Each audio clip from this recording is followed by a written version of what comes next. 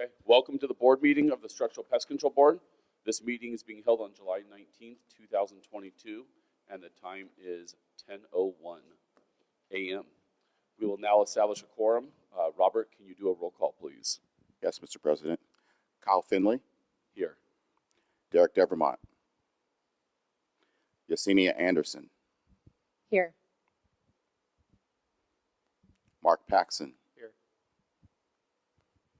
Janet Thrasher. Here. We have 4 members, and that constitutes a quorum. Thank you, President. With a quorum established, we will move on to our next agenda item, Pledge of Allegiance. Can we please stand? Face the flag. Pledge allegiance to the flag of the United States of America and to the republic for which it stands, one nation, under God, indivisible, with liberty and justice for all. I want to now ask the public if they have any comments on this agenda. So I don't know if we need to open it to the public. Yes, please. She has one right here. Thank you. Hi, Peggy Byerly from Department of Pesticide Regulation submitted these comments. DPR certification and training rulemaking public comment period ends today, July 19th. These regulations include sections that will apply both to structural and agricultural pest control, worker safety training, supervision of employees, and use of restricted use pesticides, and who the EPA classifies as non-certified applicators are some of the pertinent subject matter. So if you have comments, today's the last day to get them in. And then additionally, the DPR and structural pest control regulatory training is scheduled for September 27th through 29th in Irvine this year. Cardinal professional product staff will be assisting and finding volunteer structural branch 1 and volunteer branch 2 or 3 companies to participate in the training. And then additionally, this document will become part of the materials. When I get back to Sacramento, I'll have them put up on the board's website if anyone wants to review it. So, thank you. Okay, any more comments by the public? That's not on the agenda? No? Okay, thank you. Let's move on to agenda items 4, 5, and 6. They are the petition hearings. The purpose of the hearings today is for the board to consider petitions for reinstatement. I will now turn the meeting over to the Administrative Law Judge to begin the hearings. We'll now open the matter of the petition for reinstatement of Angel Gallegos, filed by petitioner. OAH case number 2022060-659. Agency case number 2018-37. My name is Nana Chin, and I am the Administrative Law Judge from the Office of Administrative Hearings assigned to sit with the board today. May I take appearances for the record, beginning with the Attorney General's office. Good morning, Your Honor. Deputy Attorney General Stephanie Lee, on behalf of the people of the state of California, pursuant to Government Code Section 11522. James Frederick, counsel on behalf of Angel Gallegos.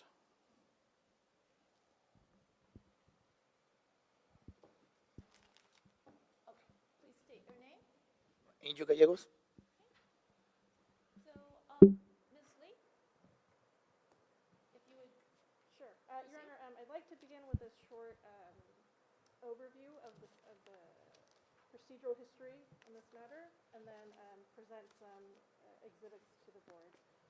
Your Honor, the matter before this court is a petition for reinstatement of Mr. Gallegos' licenses. Mr. Gallegos was individually issued a field representative's license FR 27196 in Branch 1 in 1996.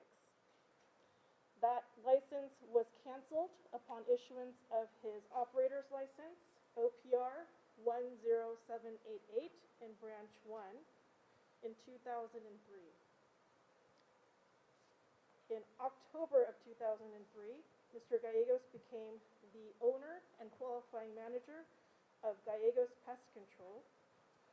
And on that same date, company registration certification number PR 4415 and branch 1 was issued to Gallegos Pest Control. Subsequent to the issuance of these licenses, the board filed case number 2007-54 in 2007, the first accusation against the petitioner. The basis for that accusation was between 2005 and 2007, during the fumigation of 8 different properties in and around Ventura County, petitioner failed to comply with several business and profession code sections and food and agriculture code sections regarding notice and warning requirements, aeration time, failure to properly secure the premises, failure to wear proper equipment, the falsification of entries and fumigation logs, among other violations. The disposition of that first accusation resulted in a stipulated settlement effective May of 2008. The licenses were revoked, stayed, 3 years of probation was issued, and 15-day suspension for the OPR and PR licenses. The cost recovery from that case was $7,106.50. $7,106.50. Subsequent to that accusation, Mr. Gallegos filed a petition for early termination of probation. This is the OH case number ending in 0294. That was denied by the board in 2009. Subsequently, the licenses issued to Mr. Gallegos were suspended in September of 2011 due to failure to maintain general liability insurance. The licenses were reinstated a few days later. Want me to put it up? Karaoke style.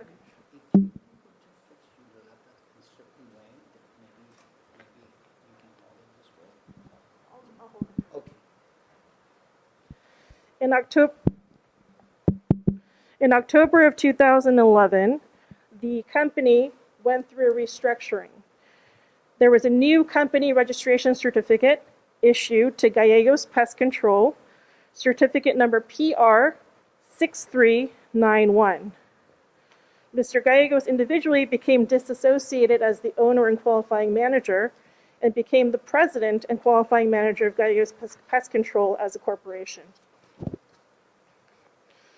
Subsequently, the board filed accusation number 2, case number 2014-9, in August of 2013, against both the OPR and PR certificate. The basis for that second accusation was that in 2011 through 2012, county inspections revealed on multiple projects handled by Gallegos Pest Control and Mr. Gallegos that there were failures to wear proper equipment, failures to follow label instructions, failures to post appropriate warning signs, failures to have employee complete pesticide handling training, and failures to keep records regarding respiratory fit testing. The disposition of that second accusation after a hearing before an ALJ, effective August of 2014, the OPR license 10788 was revoked, stayed, placed on 5 years probation, with a 30-day suspension, or in the alternative, a $6,000 fine. The PR certificate issued to Gallegos Pest Control 6391 was revoked outright after that hearing. The cost recovery for that second accusation was $4,119.38. After being placed on probation for a second time, Mr. Gallegos petitioned for early termination of his probation in the case ending in OH case number 0449. That petition for early termination was denied by the board effective January of 2016 after a hearing before an ALJ. From 2015 through 2019, Mr. Gallegos individually under his OPR license 10788 was employed with various other companies since losing his Gallegos Pest Control certificate. Subsequently, the board filed accusation number 3, 2018-37. This was filed in August of 2007, in addition to a joint petition to revoke probation against the licenses. The basis for that accusation was that Mr. Gallegos commenced work and contracted for structural pest control services without a bona fide inspection being performed in advance of the fumigation. And number 2, he performed unlicensed or unregistered pest control services. The basis for the petition to revoke probation, which was heard concurrently, was number 1, a failure to obey all laws relating to these violations, and number 2, he had a probation condition prohibiting him from serving as an officer, associate, partner, qualifying manager, or office manager at a branch. And in contracting for work outside of a legitimate employer, he had violated this term of probation. The disposition of that third accusation and petition to revoke probation resulted in a stipulated surrender effective February 21st, 2019. The OPR license 10788 was revoked and deemed surrendered, and the cost recovery for that case was $10,000 to be paid upon issuance of a new or reinstated license if that were to occur. Additionally, each of these licenses previously mentioned has significant citation history. OPR license 10788, company registration PR 4415, which was the first certificate issued to Gallegos Pest Control before incorporation, company registration number PR 6391, as well as field representative license number FR 27196, exceeding tens of thousands of dollars in total on those citation fines. We would remind the petitioner before we start with testimony at this hearing that today is an opportunity for the petitioner to show a certain level of rehabilitation since surrendering his license in 2019. And today is the opportunity for Mr. Gallegos to present a level of integrity and honesty regarding any past misconduct, such that the board can be assured that this misconduct will not happen in the future. Thank you, Your Honor. Thank you. Mr. Frederick? Thank you, Your Honor. Thank you, counsel. Mr. Gallegos, let's start off with how you feel about these violations and your responsibility. Mr. Frederick, please allow me to place Mr. Gallegos under oath. Okay, if you would please raise your right hand. Do you solemnly swear or affirm under penalty of perjury that your testimony in this matter will be the truth, the whole truth, and nothing but the truth? I do. Okay. Please state and spell your name for the record. Angel Gallegos. Angel Gallegos. Gallegos. Mr. Frederick, please proceed. Thank you, Your Honor. Mr. Gallegos, you heard the reading of your prior violations in mass. Can you tell us how you feel about those violations and your present acceptance of those?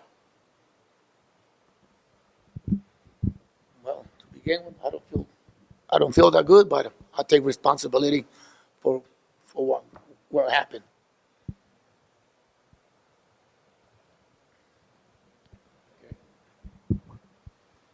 Okay, now you've been involved in the fumigation industry for how many years? Around 26 years. And can you tell us what types of jobs you performed during that 30 plus years? I started as a crew worker. Then a few years later, I got my hazmat license. And then 1996, I applied for my field rep. And did you ultimately get your operator's license? 6 years later, 7 years later, I got my operator license. Would you tell the board what a crew worker does as part of their job? Sorry, can you repeat the question? Sure. Would you explain what job duties a crew worker performs during a fumigation?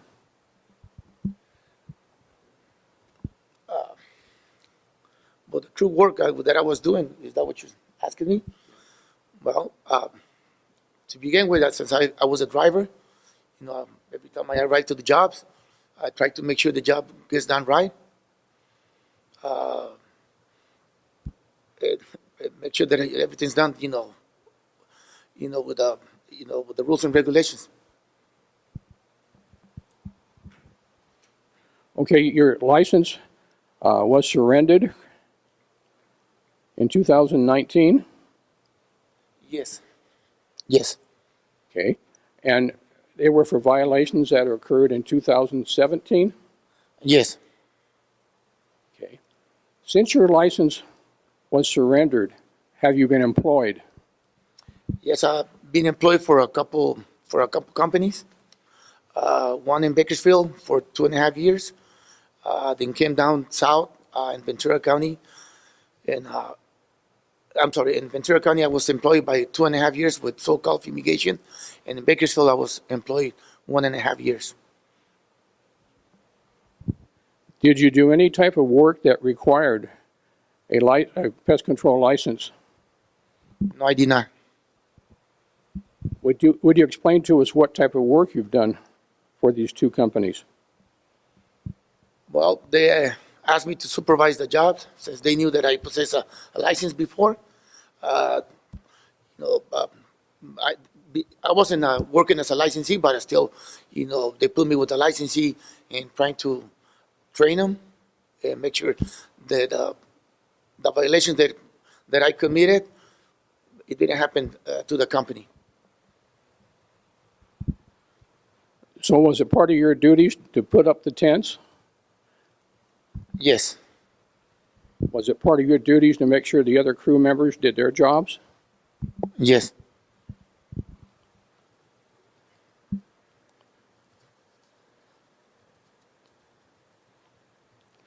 How was the pay as a crew member compared to that of being a licensee? My pay was a lot less than what I was making when I was operating on my own.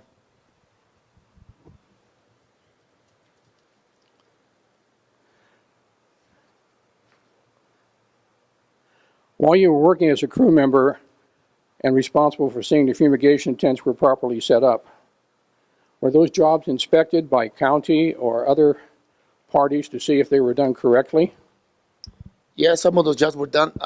They were inspected by the ag departments, depending on the county that we were working, and also Douglas Products.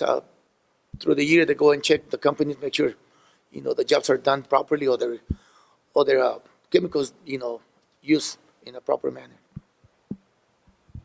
Okay, I'd like to have you look at Exhibit D.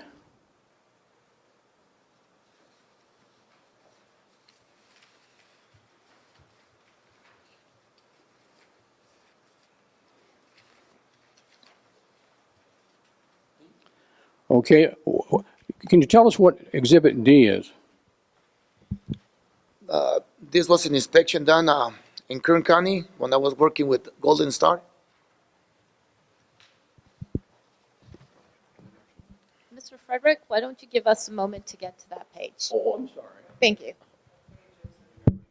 It's Exhibit D, it's 2005 through 211.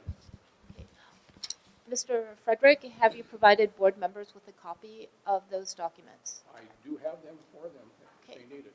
Yes, please.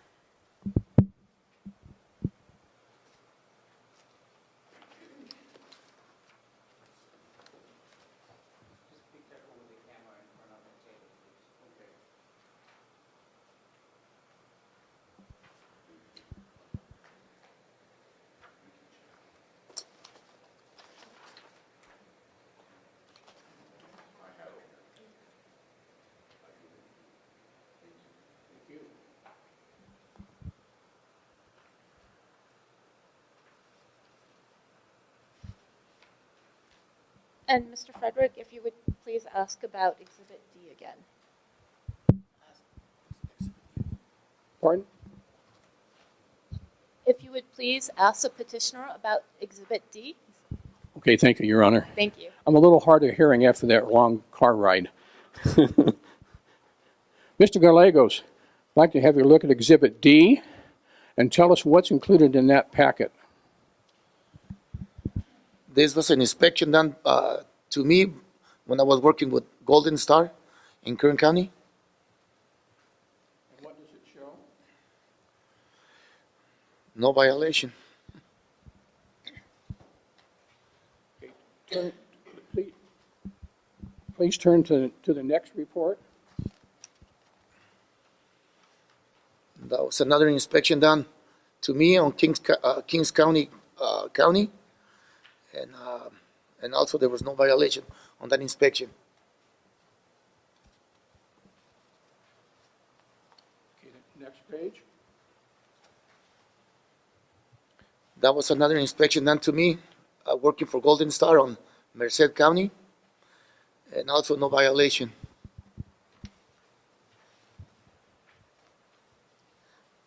Mr. Frederick, the third inspection report, if you could let us know the date of that report. It is not clear.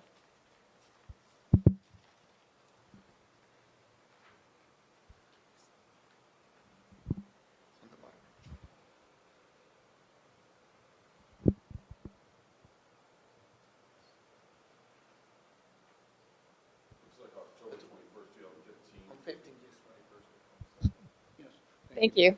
My eyesight isn't the best. It is Thank kind of you. dim at the bottom there.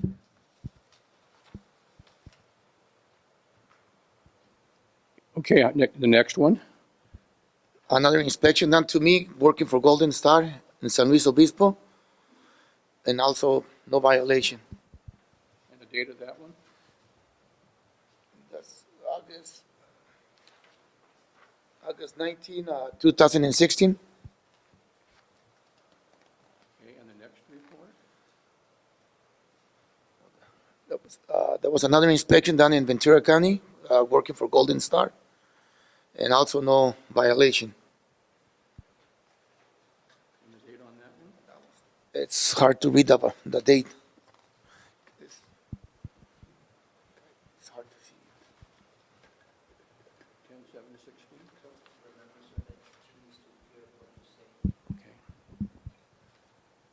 Okay. Okay, let's move on to the next report.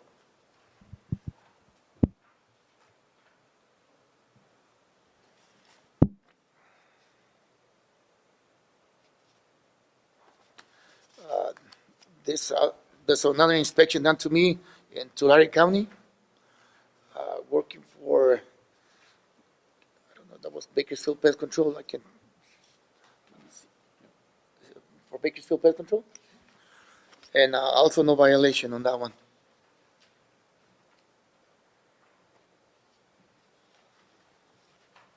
Okay, so there are some reports showing that you had no violations during inspections in various counties. I'd like to have you look at Exhibit E, the declaration of John Payne.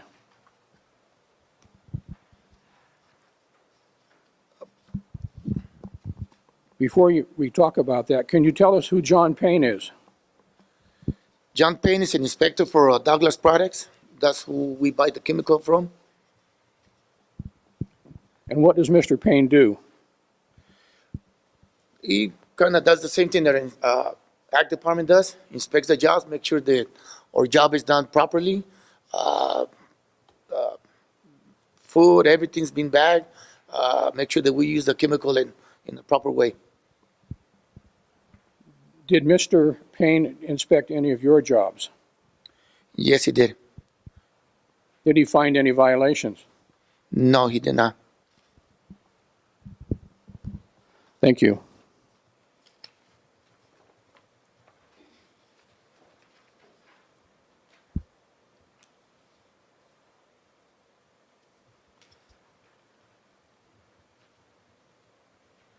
Okay, since your license was surrendered, Have you taken any types of classes or education or courses to make you a better fumigator? Yes, I have. What courses have you taken? I took several courses. Do you guys have any copies of? I got different certificates for different classes that I took. Okay, Exhibit H. Let's look at Exhibit H. What's that? That's a continuing education class. It was a caretakers done in 2021. And who was it given by? Douglas Products. Okay, and is this a course that everybody takes? Yes. Okay. Look at Exhibit I, please.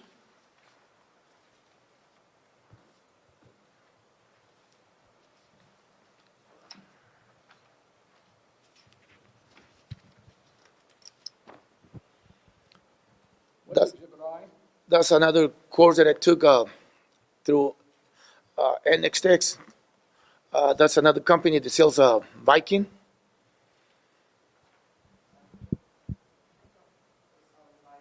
Cytor, yes. So we're right. Yes. And you took that course? Yes, I did. How many times? Twice. And the one done by Douglas Products, how many times did you take that? 3 times. Thank you. Let's look at Exhibit J. What's Exhibit J?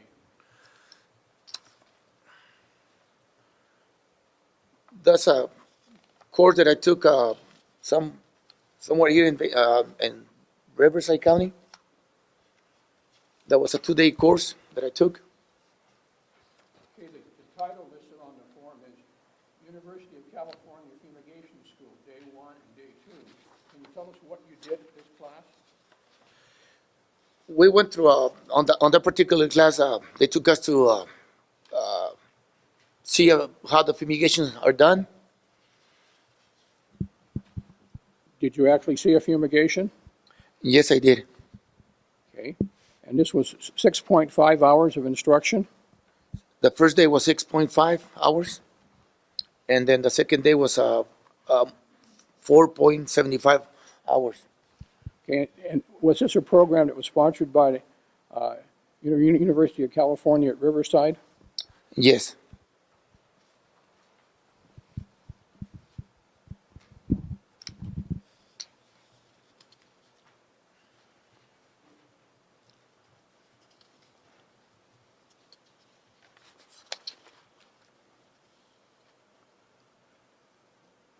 Okay. I would like to have you look at Exhibit K.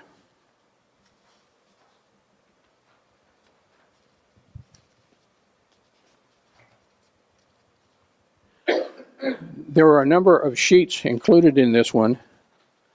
Can you tell us that these were courses that you took and that these are certificates of completion? Yes. The first one is a course that I took, a history of the pest control, and I got a 1 hour some rules and regulation on that one. Another certificate done for Target, and that was a safety training and sorry about my language, but respiratory class.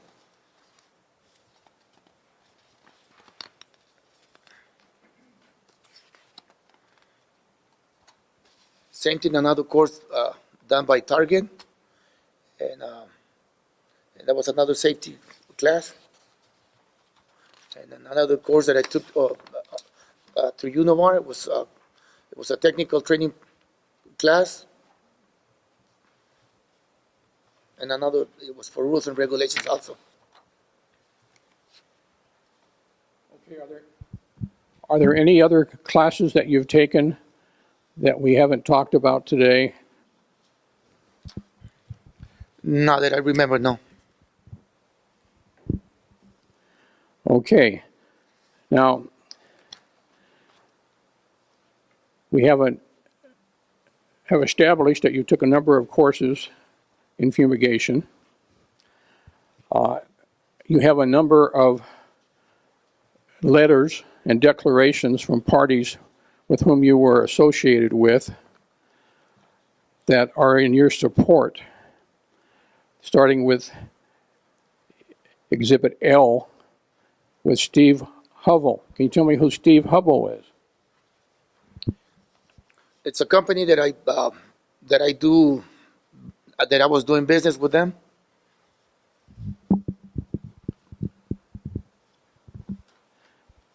And did Mr. Hovell like the work that you did? Yes, he did. Next one is a declaration from Ron Schnell. Who is Ron Schnell? He's the owner of CNR Pest Control in Kern County, and also it's a company that I do business with. And he supports your work. Yes, he did. Okay, Exhibit N, Frank Gallegos. He's another company that I did business with. Did he support the work that you did? Did he like it? Yes, he did. Exhibit O, Golden Star, Troy Tennant. He was a company, actually one of the owners, one of the companies that I started working with after my license was revoked. Okay, and then the final Exhibit P, a David Watkins. At that time, he was the manager, the general manager for Hydras Pest Control. And did he approve the work that you did? Yes, he did.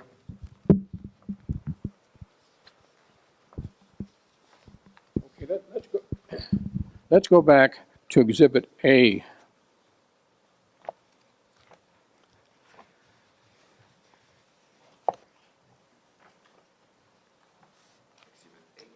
A. A is an apple.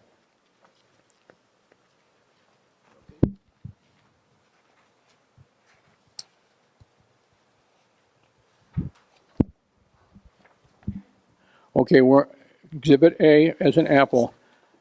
This is entitled Petition for Reinstatement of License, Operator, etc. Did you help to prepare this document? Yes. And are the facts included in this declaration true to your knowledge? Yes. Does this effectively set out your situation concerning the surrender of your license and your request to have it reinstated? Yes. Okay, let's look at Exhibit B. Did you prepare the declaration of Angel Gallegos? Yes. And why did you do this? Why did you prepare this declaration? Well, to try to get my license back. Okay. Have you been involved in community activities in the Bakersfield area? Yes. And what have you done in the way of community activities? Since I work with YSO since 2003, try to help. And also, when I was still in business, I sponsored, kids that couldn't buy their uniforms. Okay, look at Exhibit G.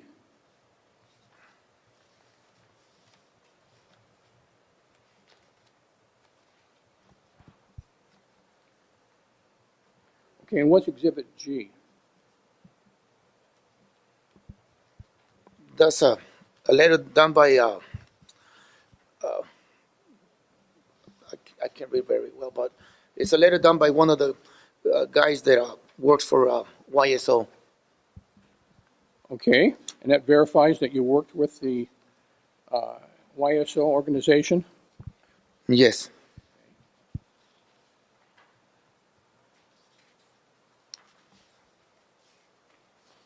And let's look at Exhibit F.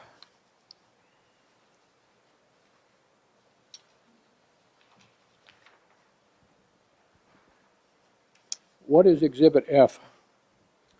It's the church that I belong to. And what does it, what's it about? What does he say?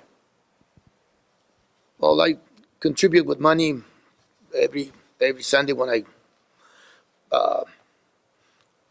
go to church on Sundays, and also help them on things that the church helps in the community. Do you help with any types of retreats for anyone? Yes. And what did you do for the retreats?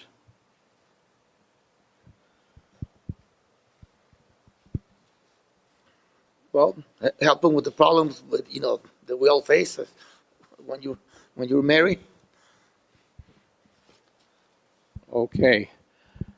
Finally, Exhibit C.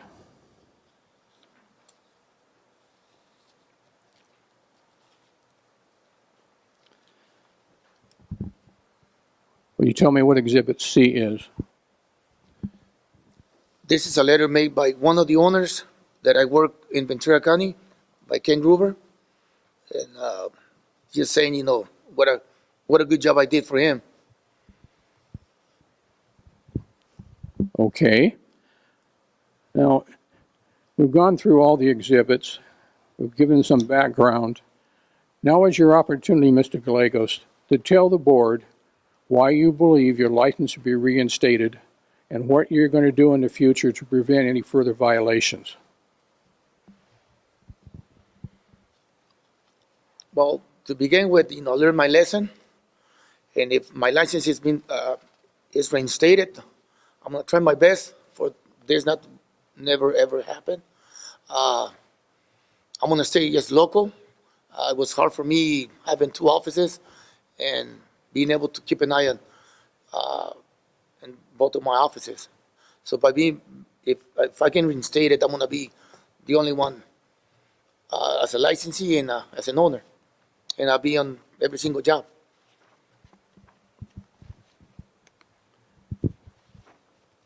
Can you tell us how you've learned your lesson? Well, I've been in business for it's gonna be almost 8 years, and I learned, how by working with these other companies, I see, the challenges that they go through, and I learned from them too. Thank you very much, Mr. Gallegos. Ms. Lee, did you have any questions for petitioner? I do, Your Honor. Would the court like to receive the exhibits now or after the questioning? I have 4 exhibits. Okay, I believe the board members all have copies of the exhibits, and I do as well. Should we go over the exhibits now? Yes. Your Honor? Okay. Let's also deal with petitioner's exhibits. Ms. Lee, do you have any objection to admission of exhibits A through P? No, Your Honor. Okay. A through P are admitted into evidence.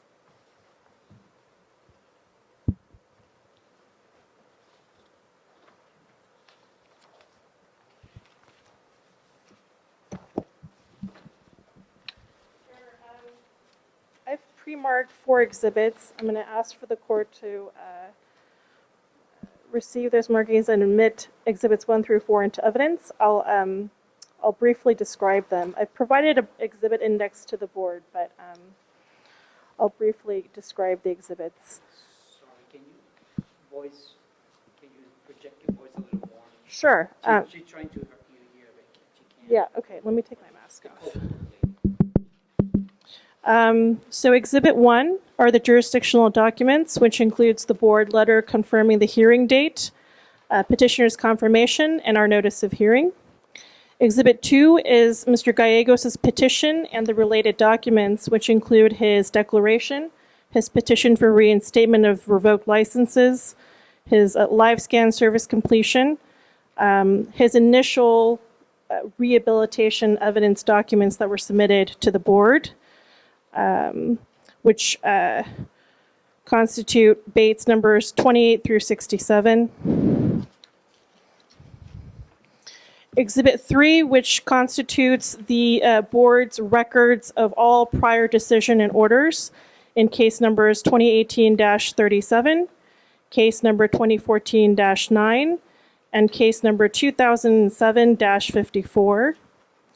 And then finally, Exhibit 4, the certified license histories for specifically the 2 licenses at issue, which are Operator's License OPR 10788 and Company Registration Certificate Number PR 6391 in Branches 1, but also license certification histories for Field Representative's License FR 27196 and Company Registration Certificate Number PR 4415, all in Branch 1. The documents as described by counsel are marked as described. Mr. Frederick, do you have any objection to admission of Exhibits 1 through 4? No, Your Honor. Okay. Exhibits 1 through 4 are admitted into evidence. Thank you, Your Honor. May I begin with questioning? Please. Mr. Gallegos, do you have any convictions or open criminal cases that the board is unaware of? No. How are you currently employed? Who is your current employer at this time? I'm not working with no one right now. When did you last work for either SoCal Fumigation or the other company that you had mentioned? I work, besides, when I left SoCal Fumigation, I worked for 3 months for quality pest control for 3 months. Then I got a hernia, so I have to stop working. So I haven't been doing fumigation for almost a year. Almost a year.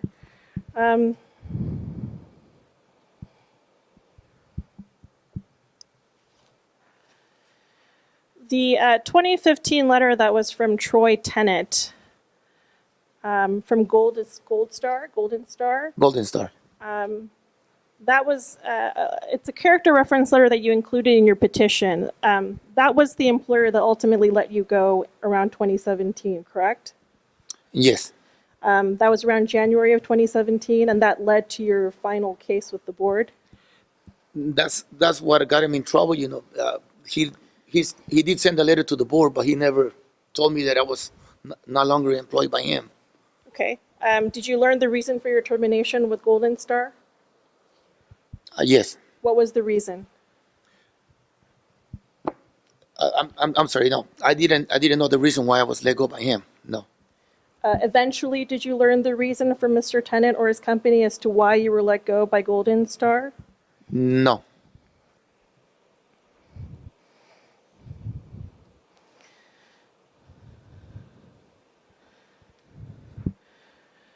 Are you in agreement, Mr. Gallegos, that the violations and the conduct that you had admitted to in each of your 3 board cases amounted to dangerous or harmful conduct to the public?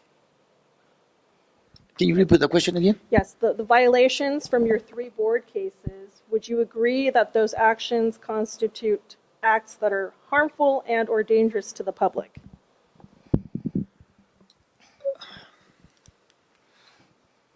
Yes. You stated in a previous hearing that you had instituted changes to your company, Gallegos Pest Control. You had implemented a no-tolerance policy. You had terminated some of the employees that had individually been responsible for the violations. You had taken a more active role in supervising the employees in your company. In spite of those changes, you ended up having to have your company certificate revoked after hearing. So What, if anything, would you do differently if your license for a company certificate were to be reinstated? Well, the difference that I will make, like I said, before it was hard for me to keep an eye on both offices, and since they were like 2 hours apart, so now if my license is reinstated, I'm just gonna stay in one place, and that way I have more control of the company. So is your anticipated future plan, if you have your company certificate reinstated, to have one office open? Yes, one office, yes. How can you assure the board, so your last board case, your third one, involved violations where you were contracting for services essentially without your employer's authorization and without working with a registered company. So how can you reassure the board that if only your operator's license is reinstated, that kind of activity won't happen again? Well, on the first page, that incident shouldn't happen. If the owner would have told me, you're no longer working with me, I show up to the job thinking that I was still working with him. But if my license gets reinstated, then that will not happen. What are your anticipated plans if only your operator's license is reinstated? Well, to begin, just with the operators, I won't be able to do my business. I need to get the company business back too. Okay. And you said that you were supervising some employees under which company was it? You were doing some supervision. That was with so-called fumigation. Okay. And was there a qualifying manager who was supervising you? Yes. Okay. And was that qualifying manager also overseeing the overall work of the employees that you were supervising? Yes. If the board were to reinstate your license with any conditions, would you agree to any conditions that the board would impose?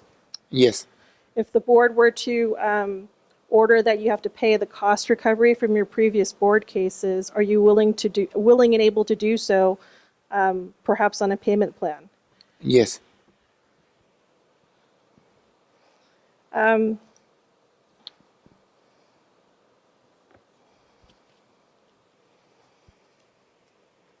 Is there any other information based on the questions that I've asked that you'd like to clarify or add to the members of the board? No. I don't have any other questions. Thank you.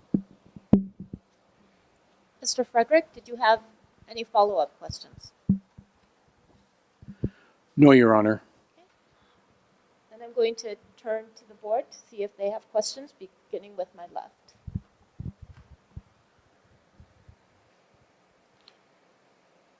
To start, I just want to, if you could please clarify, in your petition, you share with us that you believe if training is provided to employees, that they may choose to violate the rules even if you're not present. So that was an issue that you had in supervising employees. But it sounds like your intention is to perhaps remain the sole owner or employee for your company. Is that your intention? Well, my intention is if my license gets reinstated, I'm going to be the one on the fumigation truck. So you will have more employees, correct? I will have more employees, yes. But I'll be, since I'm going to open only one office, I would say 100% on all the jobs. And have you taken any management courses during, aside from your, the other courses that you've taken as well? No, I have not. One, I wanted to commend you as far as with church and the soccer and all that. That's amazing. So awesome on that. Some of the questions I had is, I guess because it's happened 3 times over so many years, why this time? Like, what is different now than that hasn't been over the last 15 years over the 3 cases? Is something changed in your life? What's the purpose of why now are you going to change and not have violations? Well, one of them, it can be, lack of experience. I can say maybe my years that I have, and watching other companies and the employees that they have, and, the things that they go through. Maybe they have a little bit more people to help them manage the company. And would you say on the 3 cases you've had, was that more of the employee's fault and not oversight from you, and it was the employee's fault, or was it directly on you? Like I said, I take responsibility, but it was the employees that, if I would have maybe watched it more closely, it wouldn't happen. Okay, back to the case, do we have anywhere on a letter from the employer that had let you go in 2015? You had said that you didn't know that you had been let go and that you were performing work for 2 years, not knowing that you were let go, correct? Yes. Do we have any proof from that employer of them stating that, hey, yes, it was a misunderstanding, and that, yes, he did not know he was let go? Or is his side of the story, no, it was very clear that he was no longer employed with us? I wish I can have, but yeah, he's dead. Otherwise, I would have. My intention was for me to ask him to make a letter for me. Okay, he's not. Okay, But he's passed. He's passed. Okay.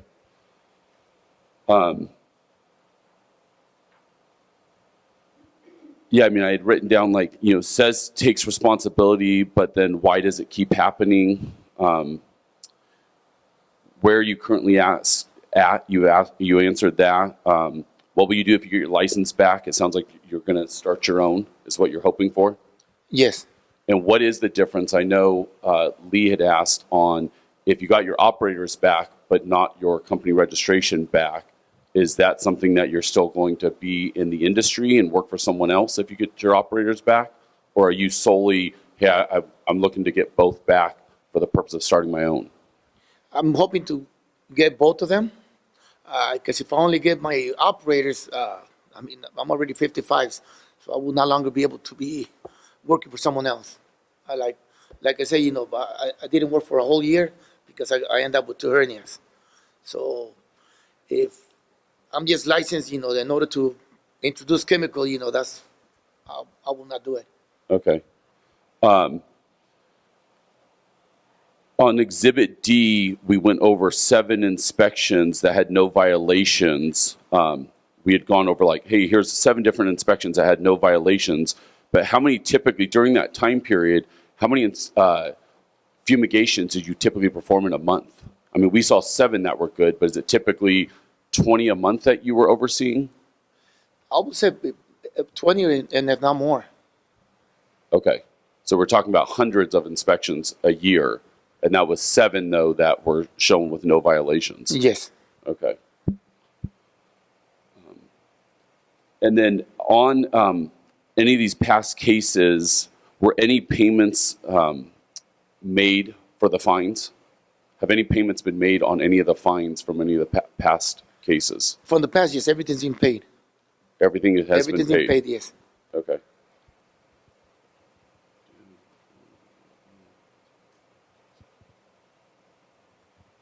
Okay, no further questions. Thank you. I will now continue to my right. You mentioned your hernia. Are you fully recovered from that so you can do the work again?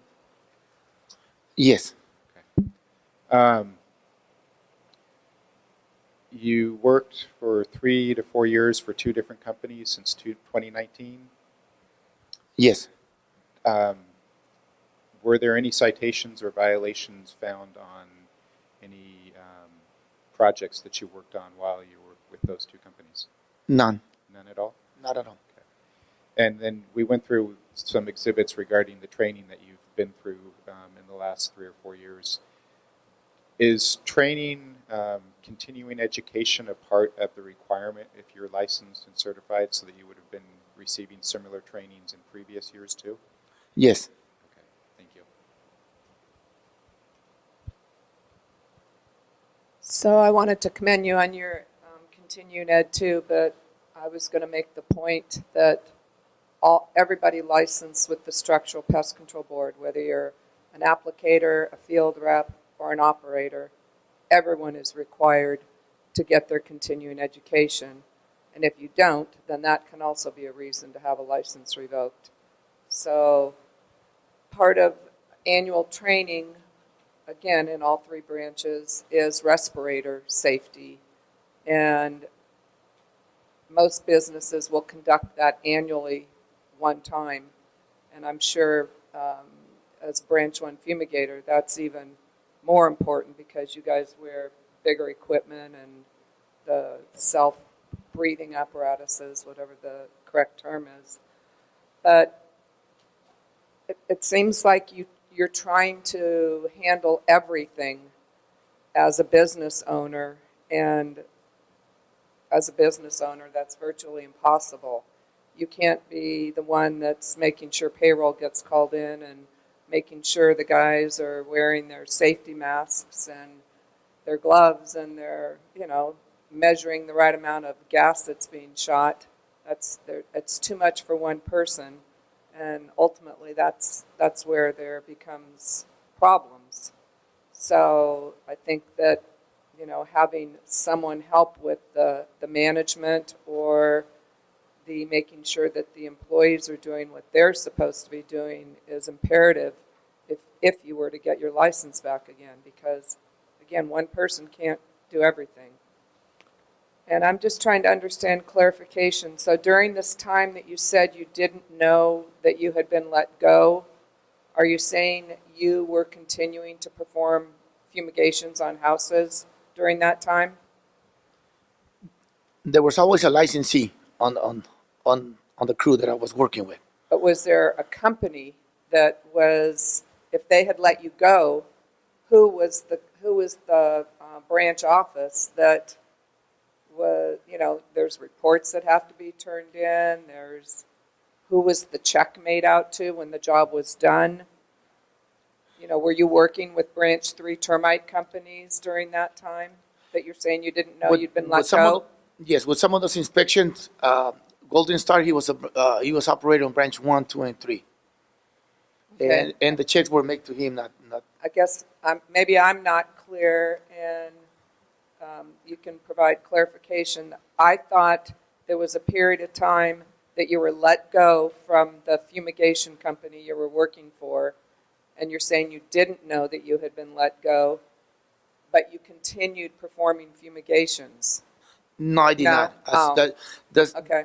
The last time it was 2017 that I supposedly I was let go with not even knowing.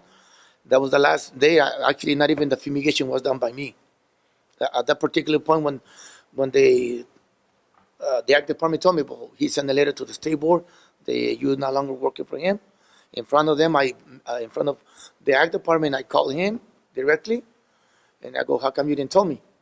Otherwise, none of this would have happened. But how were you getting on? So, and to Kyle's question about the Ag Department and the inspection reports, the Ag Department makes random inspections to numerous fumigators, not just if you're doing something wrong. Maybe they do keep a better eye on you. But if you have 7 or 10 inspections a month, even if you do 100 fumigations, 7 or 10 a month would probably be a lot, wouldn't it? Yes. Yeah, because there's only so many of them to go around to make the inspection. So I just think that your vision of being on every single job, just like I think trying to run the whole show, there's a weakness there that I question it can work. So you have to have other licensees and you have to have other forms of management for a business to be successful. So that's all I have to say. But to answer a little bit of your question, if I get my license reinstated, I won't be the only licensee. There's going to be another licensee with me. Just in case if I have to go do a mesh wrap, there's always a licensee on the crew. Right, you're saying that there's someone that has the proper license that can be there for shooting the gas? Correct. Okay.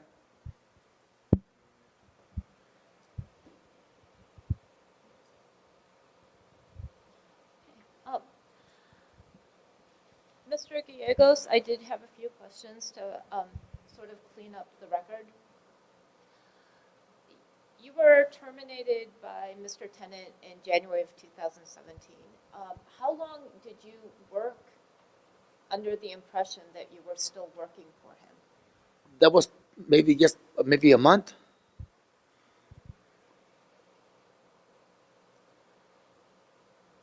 And when you were working for Mr. Tennant, how were you being paid? How I was getting paid? Yes, monthly or? No, every 2 weeks.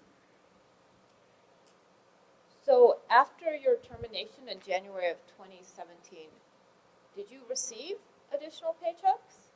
Nope. Why did you continue to work then until February of 2017 if you weren't getting any paychecks? The last pay that I got from him was at the beginning of the year, and after that, never received anything. But you continued to work for Mr. Just for 2 more weeks. Okay. And you indicated that you would conduct several hundreds of inspections a year. How often were inspections undertaken of your work? I can't recall, but there was several inspections. Yes. But it wouldn't be for each job. No. Okay. Did my questions raise any further concerns for the board? Okay. Mr. Frederick, did you want to ask Mr. Gallegos any follow-up questions? Yes, I would like to. Thank you, Your Honor. Thank you. You were asked if you'd taken any type of management courses, and you responded no. Are you willing to take management courses and learn more how to better manage your company? Yes. Thank you. Ms. Lee, any further questions? Okay.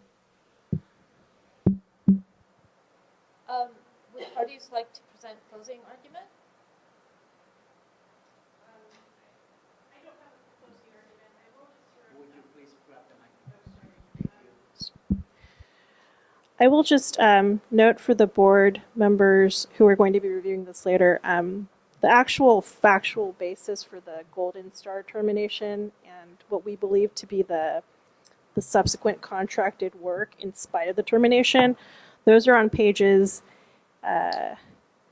A88 through A91. It might be helpful to review those paragraphs in light of Mr. Gallegos' testimony. So A88 through A91, Your Honor. But I'm gonna waive closing, Your Honor. We can submit. Mr. Frederick, did you want to present closing? Just very briefly, Your Honor. Please. You've heard the testimony from Mr. Gallegos. He has learned his lesson. He lost wages. He doesn't like working for other people. And he'd like to get his license back, and has promised that he would better manage his people. He'd be doing every job himself and overseeing every job to make sure that it wouldn't happen again. And I believe he's very sincere in his belief, and I believe he would. So, again, we ask that his license be reinstated. Thank you. Thank you.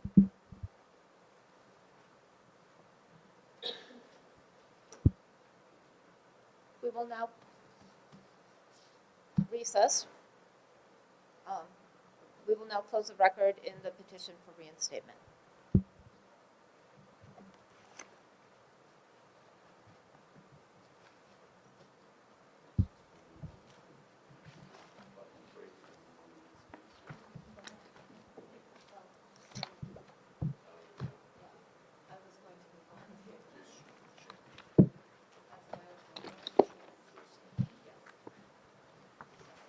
Sean Zolsky is not present. He's here. Oh, he is here. Okay. Do we want to take a 5-minute recess, and then we'll move on to that case?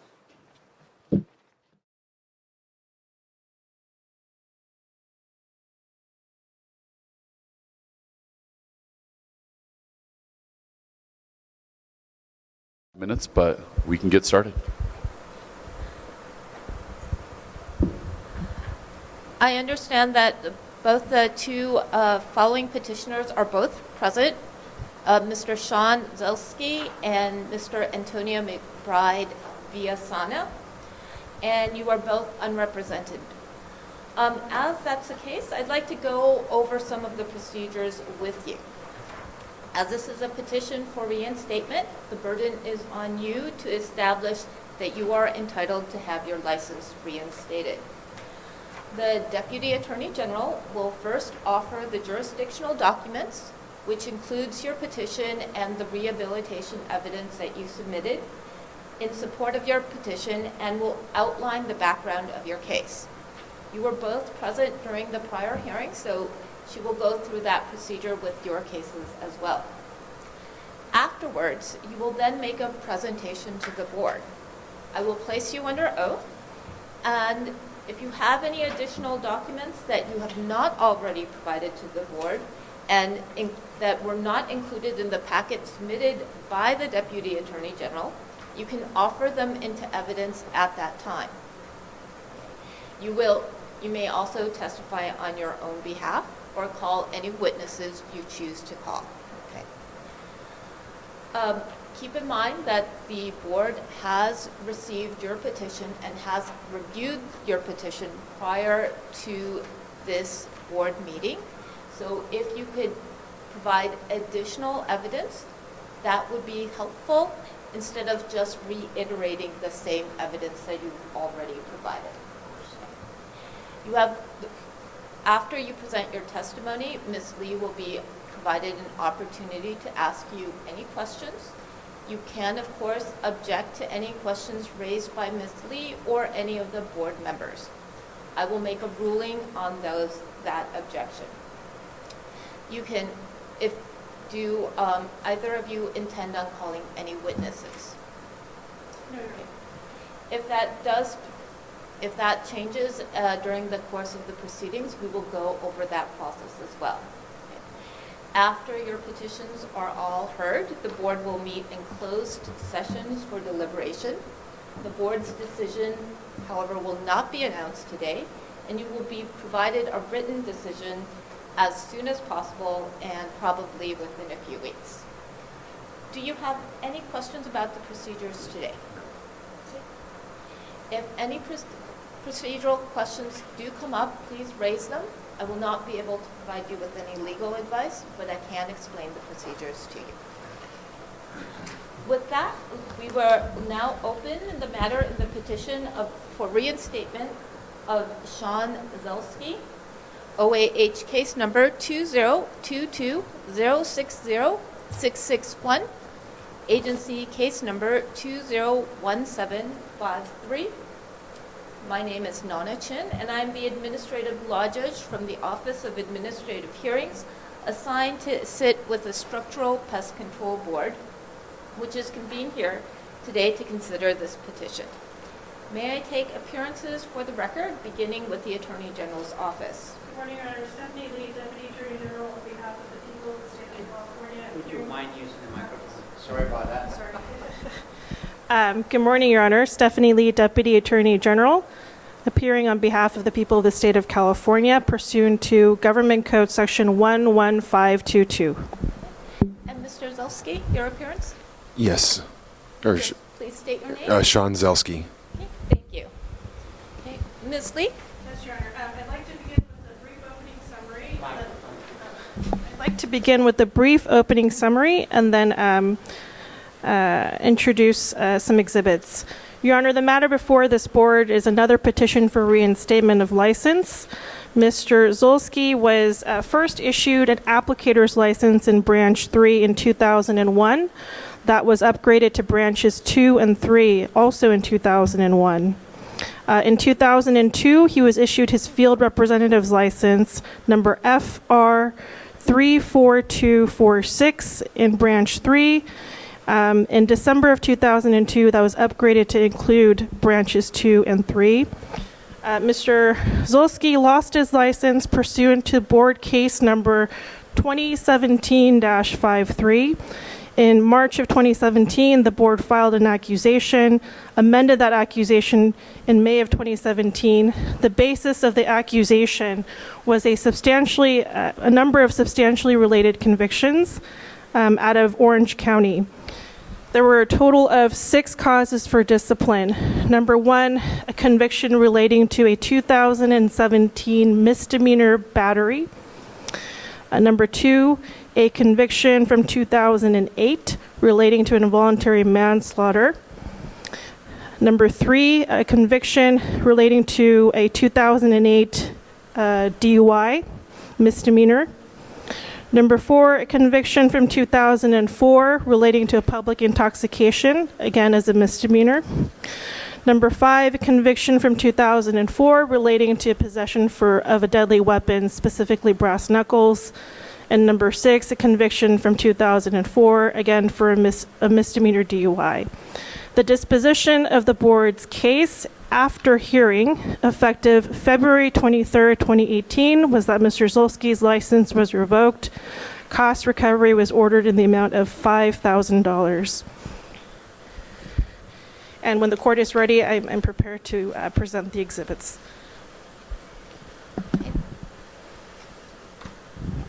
Yes, Your Honor. Your Honor, at this time, I've pre-marked these exhibits. I'm asking to admit exhibits 1 through 4. I'll describe them. Exhibit 1 is the jurisdictional documents, which includes the board letter confirming the hearing date, Mr. Zulski's confirmation of attending the hearing, and our notice of hearing. Number 2 is Mr. Zulski's petition and related documents, which includes the board's letter regarding the petition guidelines, Mr. Zulski's full petition, which includes his declaration, his live scan service, his PSI results passing the Branch 3 operator exam from December 18th, 2021, as well as additional rehabilitation records submitted by the petitioner, which are Bates stamp 28 through 30. Exhibit number 3 as the board's decision and order in case number 2017-53, which includes a copy of the decision and order as well as the First Amendment accusation and the costs associated with that case. And exhibit number 4, the certified license history relating to the field representative's license that was revoked, FR 34246. That's the license that's being sought for reinstatement today. And then also certified license history regarding his old applicator's license, RA 18584. The documents, as described by counsel, have been marked for identification as exhibits 1 through 4. Okay.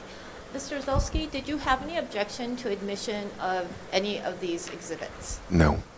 Exhibits 1 through 4 are admitted into evidence. Mr. Zulski? Yes. How would you like to proceed? Or you want to just talk about myself? That's okay? If you'd like to testify, I'm going to place you under oath, so please raise your right hand. Do you solemnly swear or affirm, under penalty of perjury, that your testimony in this matter will be the truth, the whole truth, and nothing but the truth? Yes, I do. Okay. Please state and spell your name for the record. Sean Zelski, SHAWNZUELZKE. Please proceed. Okay. I made some very bad personal choices back in my in their 20s and even to my early 30s. A lot of it was due to drinking, and I'm in a very different place now. I got married 6 years ago, had my son 5 years ago. We have a mortgage of the last 5 years in their home. We have good neighbors, and I'm in a good spot, and I just want to be there for my wife and watch my son grow. I don't do the same things that I used to. It's been 15 years. It's been a long time, and I did make a bad mistake in my early 30s. And I was married prior, and that's when I got that battery, and I went back to doing going out, which I shouldn't have done, and I messed up. But these last 6 years have been completely different. I think that's pretty much it. If you have questions. Ms. Lee, did you have questions? Yes, Your Honor, thank you. Hi, Mr. Zulski. Are you currently employed with Southern California Exterminators? Yeah, since 2001. And is that company owned by your father? Yes, it is. Currently, you listed your duties as clerical and woodwork. Is there anything else that you do besides that? I do a lot of the office stuff, ordering supplies, chemicals, doing the routes, typing reports, completions. I'll do the wood jobs. I can't do the inspections in cells anymore, so I lost my commission. So I'm on salary. If your field representative's license were to be reinstated, would you continue to work for Southern California Exterminators, but as a field rep? No, I passed my operators. I want to get my operators, and then I want to go for branch 2 operators next year. But yes, I'll continue to work for Southern California Exterminators. Okay. I'm not leaving. It's my dad's. Okay. She needs to type what you're saying. Okay. Yeah. So if I get reinstated, I would like to. I passed my branch 3 operators. I would like to get that, and then next year, out, do the course for branch 2, and have both branch 2 and 3 operator. Okay. So, Mr. Zelsky, I know that it's Ms. Lee that is asking you the questions. Okay. But as the board members are the ones that are hearing the evidence and making the decision, it would be helpful if you look at us. Okay. Because it'll be easier for us to hear you when you're speaking. Of course. Okay. Thank you. And you passed the PSI exam for the branch 3 operator in December of 2021. Is that right? Yes. So besides the pre-operator course certificate, so besides that course that you took around October of 2021, have you done any other continuing education? What I turned in, I can go through my notes. There's other stuff. Yes, there is. I don't know. If you have everything, you should. So besides the annual pesticide safety training, which was from February of 2021, and then the branch 3 pre-operator course, which was around October of 2021, was there anything else that you've done in terms of continuing education? Yes, but I didn't take the certificates because I didn't have a license. Okay. Can you tell us just what kind of courses you took? I went to San Gabriel. You did the things up there with my dad, and then other classes with the guys with the for continuing education for the yearly thing through Veresis, not Univar, Viceris. I always screw it. Yeah. When did you do that other coursework? I didn't fill out the forms because I didn't have a branch field rep license to put down because I lost it. Or I mean, I did it a few times over the years. It's been 4 years, so I've done at least once a year. At least once a year since your license was revoked? Yes. Okay. And most recently, have you done any continuing education in 2022? No, I have not. The last year that you've done continuing education is 2021, the end of 2021? Yes. You mentioned in your petition that since having your license revoked, you've had 1 traffic ticket. Yes. Besides that, do you have any other criminal convictions or pending criminal cases? No, I've just been stopped once because I made a legal turn to pick my son up because I was in a rush. Okay, sorry. I'm going to just finish my question and then maybe you can answer a little bit slower. Of course. For the reporter. Okay. So have you had any other convictions or pending criminal cases that the board does not know about in your petition? No. And then the traffic ticket that you got, was that an infraction? Yes, it was.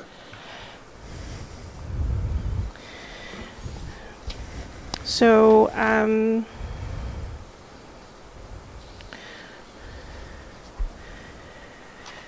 subsequent to your 2008 conviction for the involuntary manslaughter, you were placed on parole after you were released from prison. Is that right? Non-revocable parole. So that means that you couldn't go back to prison. That meant what? You can't violate. They put me on it's called non-revocable parole, which means you cannot violate your parole. So I had that for 1 year. So you were on parole for 1 year? I was on non-revocable parole, which means you cannot go back to prison on a violation, is what they gave me. Okay, but you were on parole for 1 year. Correct, yes. And when did you end parole? 1 year from my release date. What year was your release date? August 27, 2010. Okay. And then one of the things that you testified previously in your hearing was the steps that you had taken to remove yourself from associations with white supremacy groups. Can you just briefly refresh the board as to the steps that you've taken to remove your associations and also any connections that you had with those groups? Okay, so I just have my close friends, just a couple. I have my neighbors, which all have kids. There's 6 families on my street on Locust Avenue. They're all between 4 and 6. I associate with them. I had some tattoos that were associated with that. They've been removed. I got extensive tattoos removed. So I just have a few close friends, and then work, and then our friends on the street, and then my wife's teacher friends. So, and my wife's a teacher, so I'm friends with her friend. She's a second-grade teacher of like 17 years, and then I associate with them. So I don't associate with anybody like those, which you're saying.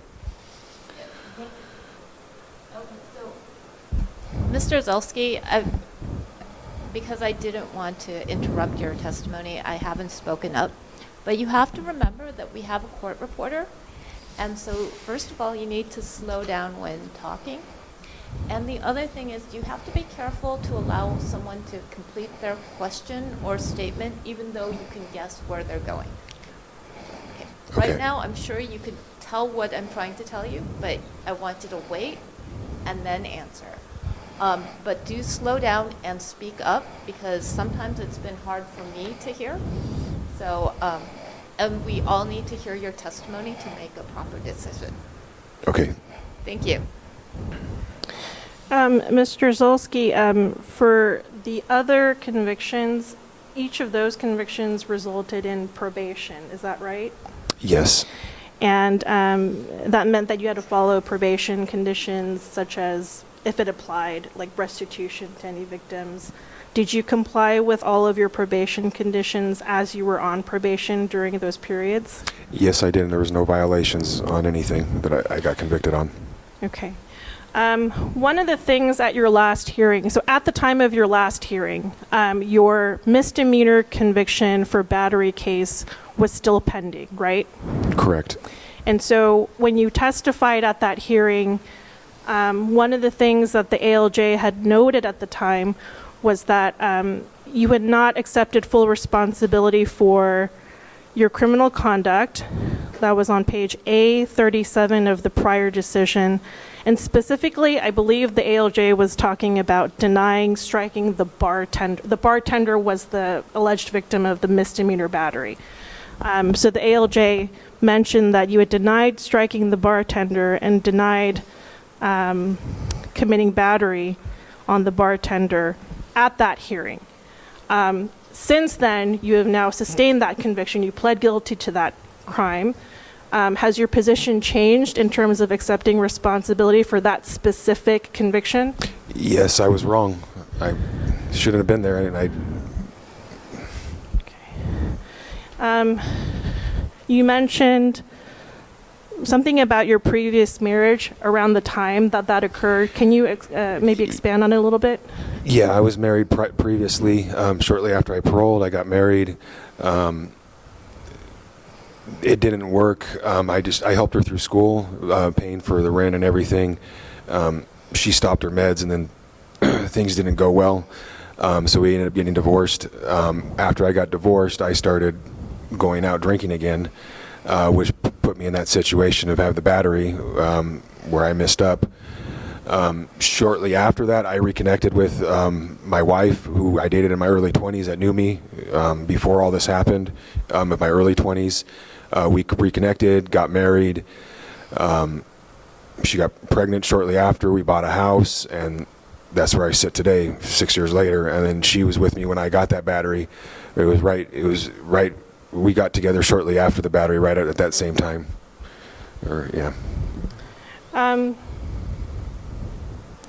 A number of your convictions are related to alcohol consumption. Have you done any kind of AA or therapy or counseling related to treating your alcohol habits? No, I have not. My wife is very stern on that, so whether to keep my marriage, I don't do the things that I used to do. And I want to see my son grow, and I want to be there for him, which I have been for this full time. And I want to, yeah, so I'm not going out drinking. It's not like I used to in my 20s and back at that time. Besides your new family circumstances, are there any other changes in your life that have changed your alcohol habits besides what you've already mentioned? I choose not to drink, so I have. I'm not perfect. I'm not going out getting drunk, but yes, I have with my family on 4th of July. You go have drinks. I'm not doing anything wrong, and I keep it under control. And she helps me on knowing how you used to be and being on top of you. So yeah. Okay. Do you agree that your actions that were underlying each of these convictions were harmful and dangerous to the public? Yes. Besides what you've already mentioned, is there anything else that you can say or express to the board to assure them that this type of alcohol-related conduct doesn't happen again? I have much remorse for what I did, and I take full responsibility for it. I'm in a different place. I'm older. I want to see my son grow, and I don't want to get divorced and lose what I have. I'm in a very, very good place right now, and I have a lot. So, and I don't want to lose that. I don't feel like I have a second chances, and I don't want to go through what I've been through already. If the board were to reinstate your license and impose any conditions, would you be willing to abide by those conditions? Yes. If the board were to reinstate your license and you have to pay the costs that were associated with your previous case, are you able and willing to do so? Yeah, I saved up for it. I have it. Is there any other information based on the questions that I've asked you that you want to clarify or add? I don't believe so, no. I don't have any other further questions. Thank you, Your Honor. Mr. Zelsky, did you want to provide further testimony before I turn it over to the board? No. Then I'll begin with my left. Mr. Zolsky, thank you so much for being here today. My first question is around the role that you're hoping to seek if you are reinstated. Would this be a role that would warrant you to drive or warrant the need to drive? What do you mean drive? So drive a vehicle or any type of machinery. A vehicle, yes. Okay.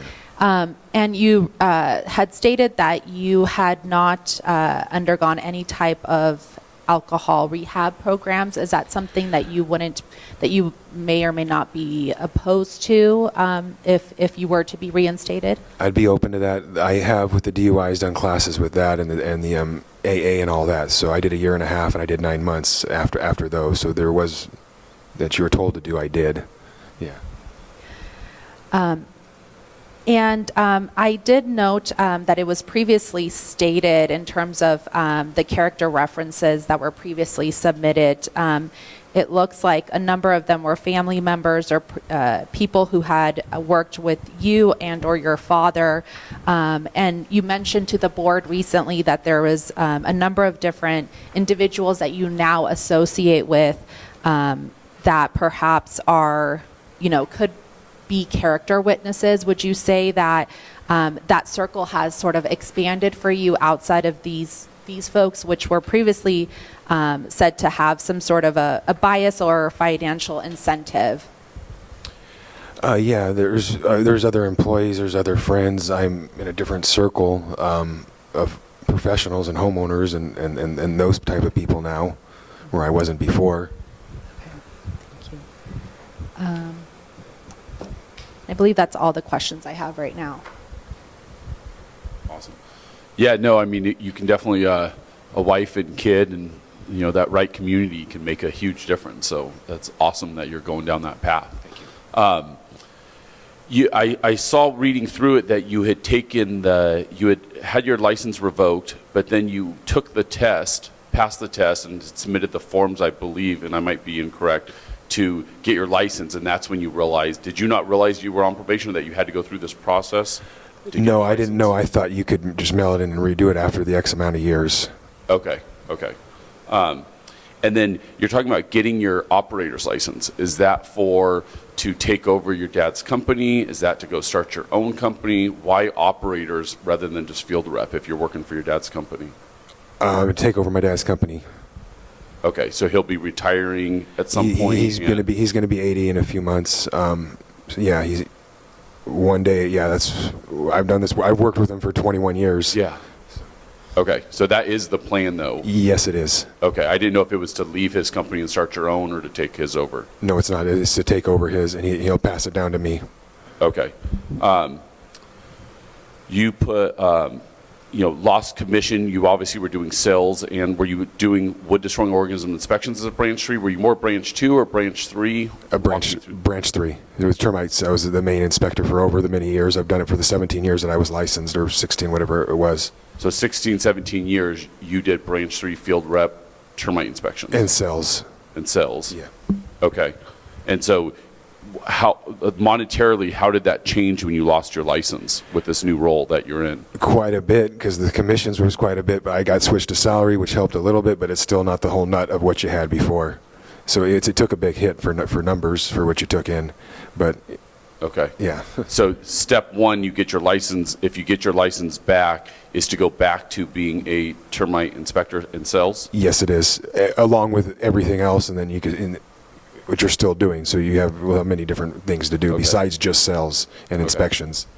And just owning having a family business myself, how did your dad and how did the family go through this process? Was that, can you walk us through that, like how that all happened? Yeah, so you lost your license, and was it, hey, you're out of here, hey, we support you? Can you walk us through like how that's all gone? It was hard. They supported me 100%. They always have. It'd take time, and I got different assignments, and I learned different parts of the business might be taken away from that. So I learned a lot more of the inside stuff. So when the time comes, if I'm able to have the opportunity to and be able to run everything, I had 3 to 4 years of experience. 3 to 4 years of experience of doing other stuff, which actually help you in the benefit down the road. Okay. It's a negative thing, but you could turn into a positive thing for what you're going through and what you went through. Okay.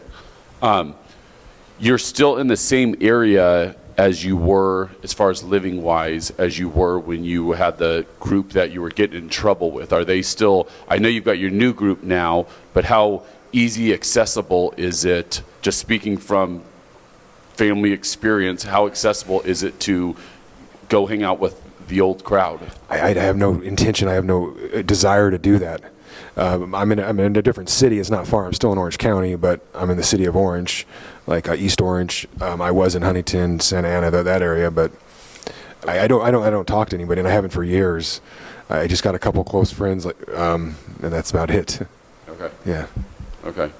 I love that I think you had stated during your testimony and walking me through that process, you saved already for, in case you get your license back, you've already been saving to be able to pay the fines? Correct. Yes, I have in my personal savings account that I opened up just for that. So I put a little bit of each check in, and I build up, and it was something, but a rainy day, if I had to pull something from it, I got it, but I have it. Yes. Okay. I love that. That's amazing. And then other than, it looked like you had maybe 5 months back in 2019 of volunteering at Mary's Kitchen. Anything with church, community service that you've done outside of that? No, just going to church, but I haven't volunteered for church, but just the regular community on Sunday, but I haven't done extra stuff beyond that, no. Okay. No further questions. Thank you. I will now go to my right. I want to second Kyle's statement at the beginning that it's pretty clear you've turned yourself around. So, thank you. Is there anything besides getting married to your current wife and having a son that compelled you to turn away from your prior life in all of its aspects? To see how fast you could go from where you were at to getting engaged, getting pregnant, getting a home, and what you're building, and all that, it'd be devastating to lose all that. While you were licensed, did you ever have any issues with citations or violations with the work that you did? I've never had a violation. I never had a complaint in all the years of the 21 years. Okay. And I think you've kind of answered this question, but if you get your license back and you get an operator's license and you take over your dad's company, are you ready for all the responsibilities that come with that? Yes. Can you maybe just expand on why you think you're ready for that? We're not that big. I know everybody. I know what their qualities and their downfalls are for each person, for what you give them and what to do. You've had a different view of it from the inside over the last 4 years, so that will help. I have my mom in the background where she could help too. Also, yeah. That's it for me. Whatever the decision is here today, I hope you continue on the path you're on. Thank you. I also have to say good job. I have 3 kids, and I know how important it is to see them be successful, so keep up the good work. Thank you. I was also going to ask if you ever had any violations with the Structural Pest Control Board, but I guess the answer to that is no. And how big a company, how many employees are there? There's 11 employees. Okay. And your mom, through the years, ran the office? Or more in the background, yeah, doing the payroll and that stuff. And I can do that. I know how to do all that too and everything. So. Okay. Quite honestly, I don't have any questions. Thank you. Mr. Zelsky, did you have additional testimony you wanted to provide? No. Any additional questions from my board members to the left? Any additional questions, Ms. Lee? Okay. Then we will proceed to closing. Ms. Lee, are you going to present closing argument? No, okay. Mr. Zelsky, did you want to present closing? No, I feel I said everything, and thank you. Okay. Then the matter is now closed. Thank you. Thank you. We'll take a short recess.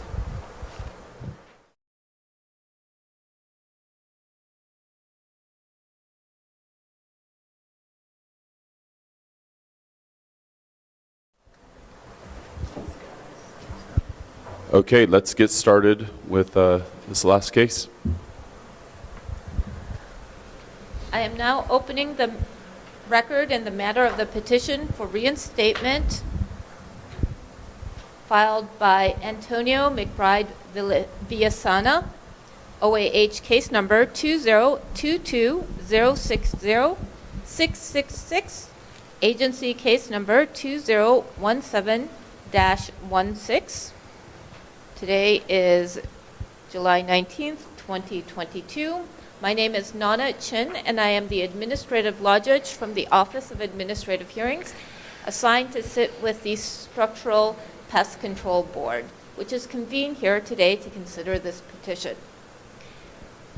May I take appearances for the record, beginning with the Attorney General's office? Yes, Your Honor. Good morning. Deputy Attorney General Stephanie Lee, on behalf of the people of the state of California, pursuant to Government Code Section 11522.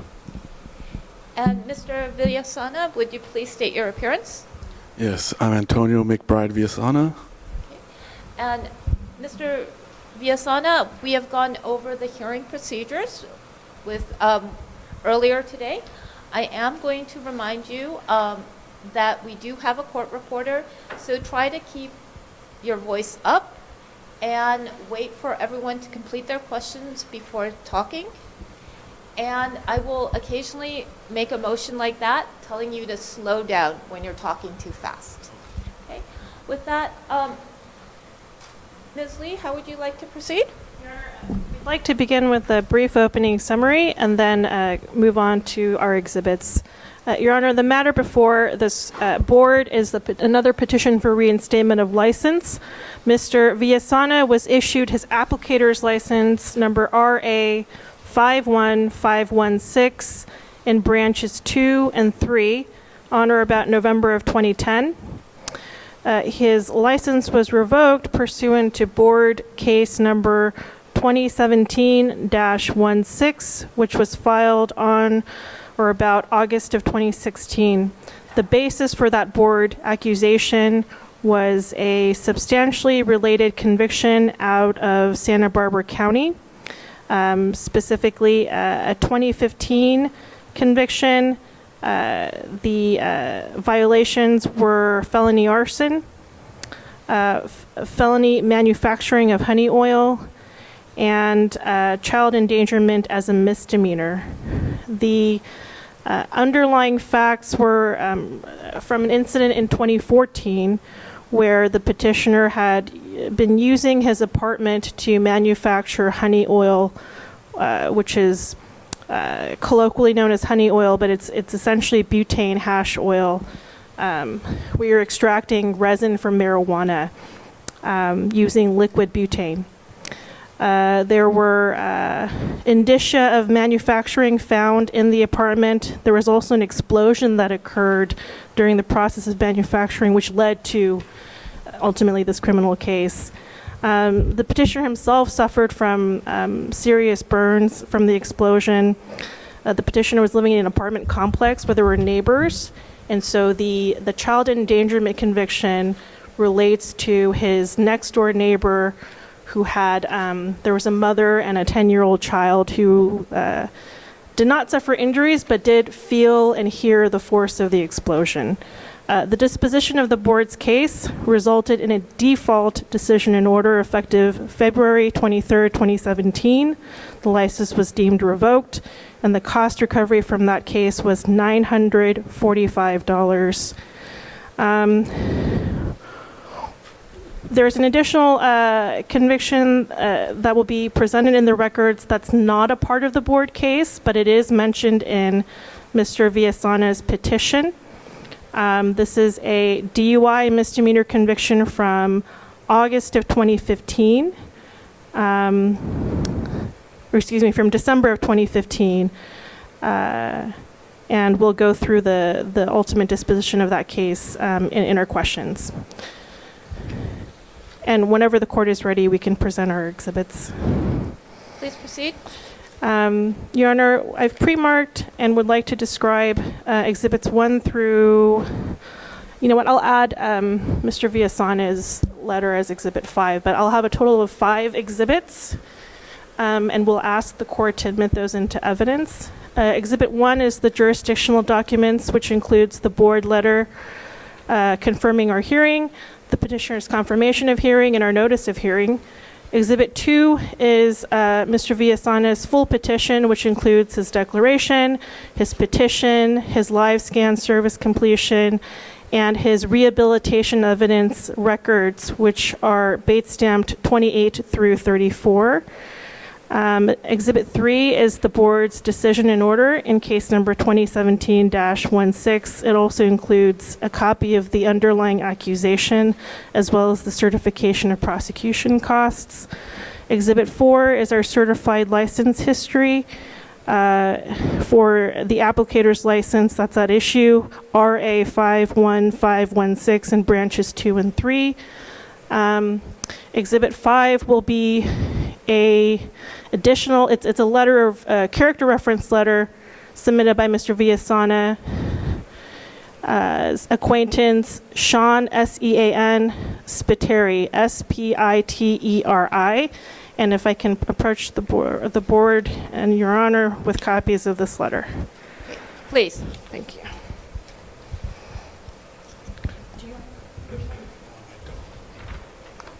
Sure.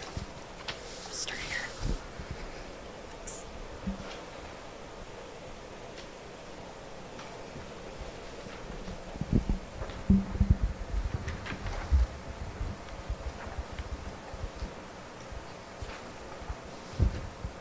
Ms. Lee, would you need a copy of this letter? We have extras. I have a copy.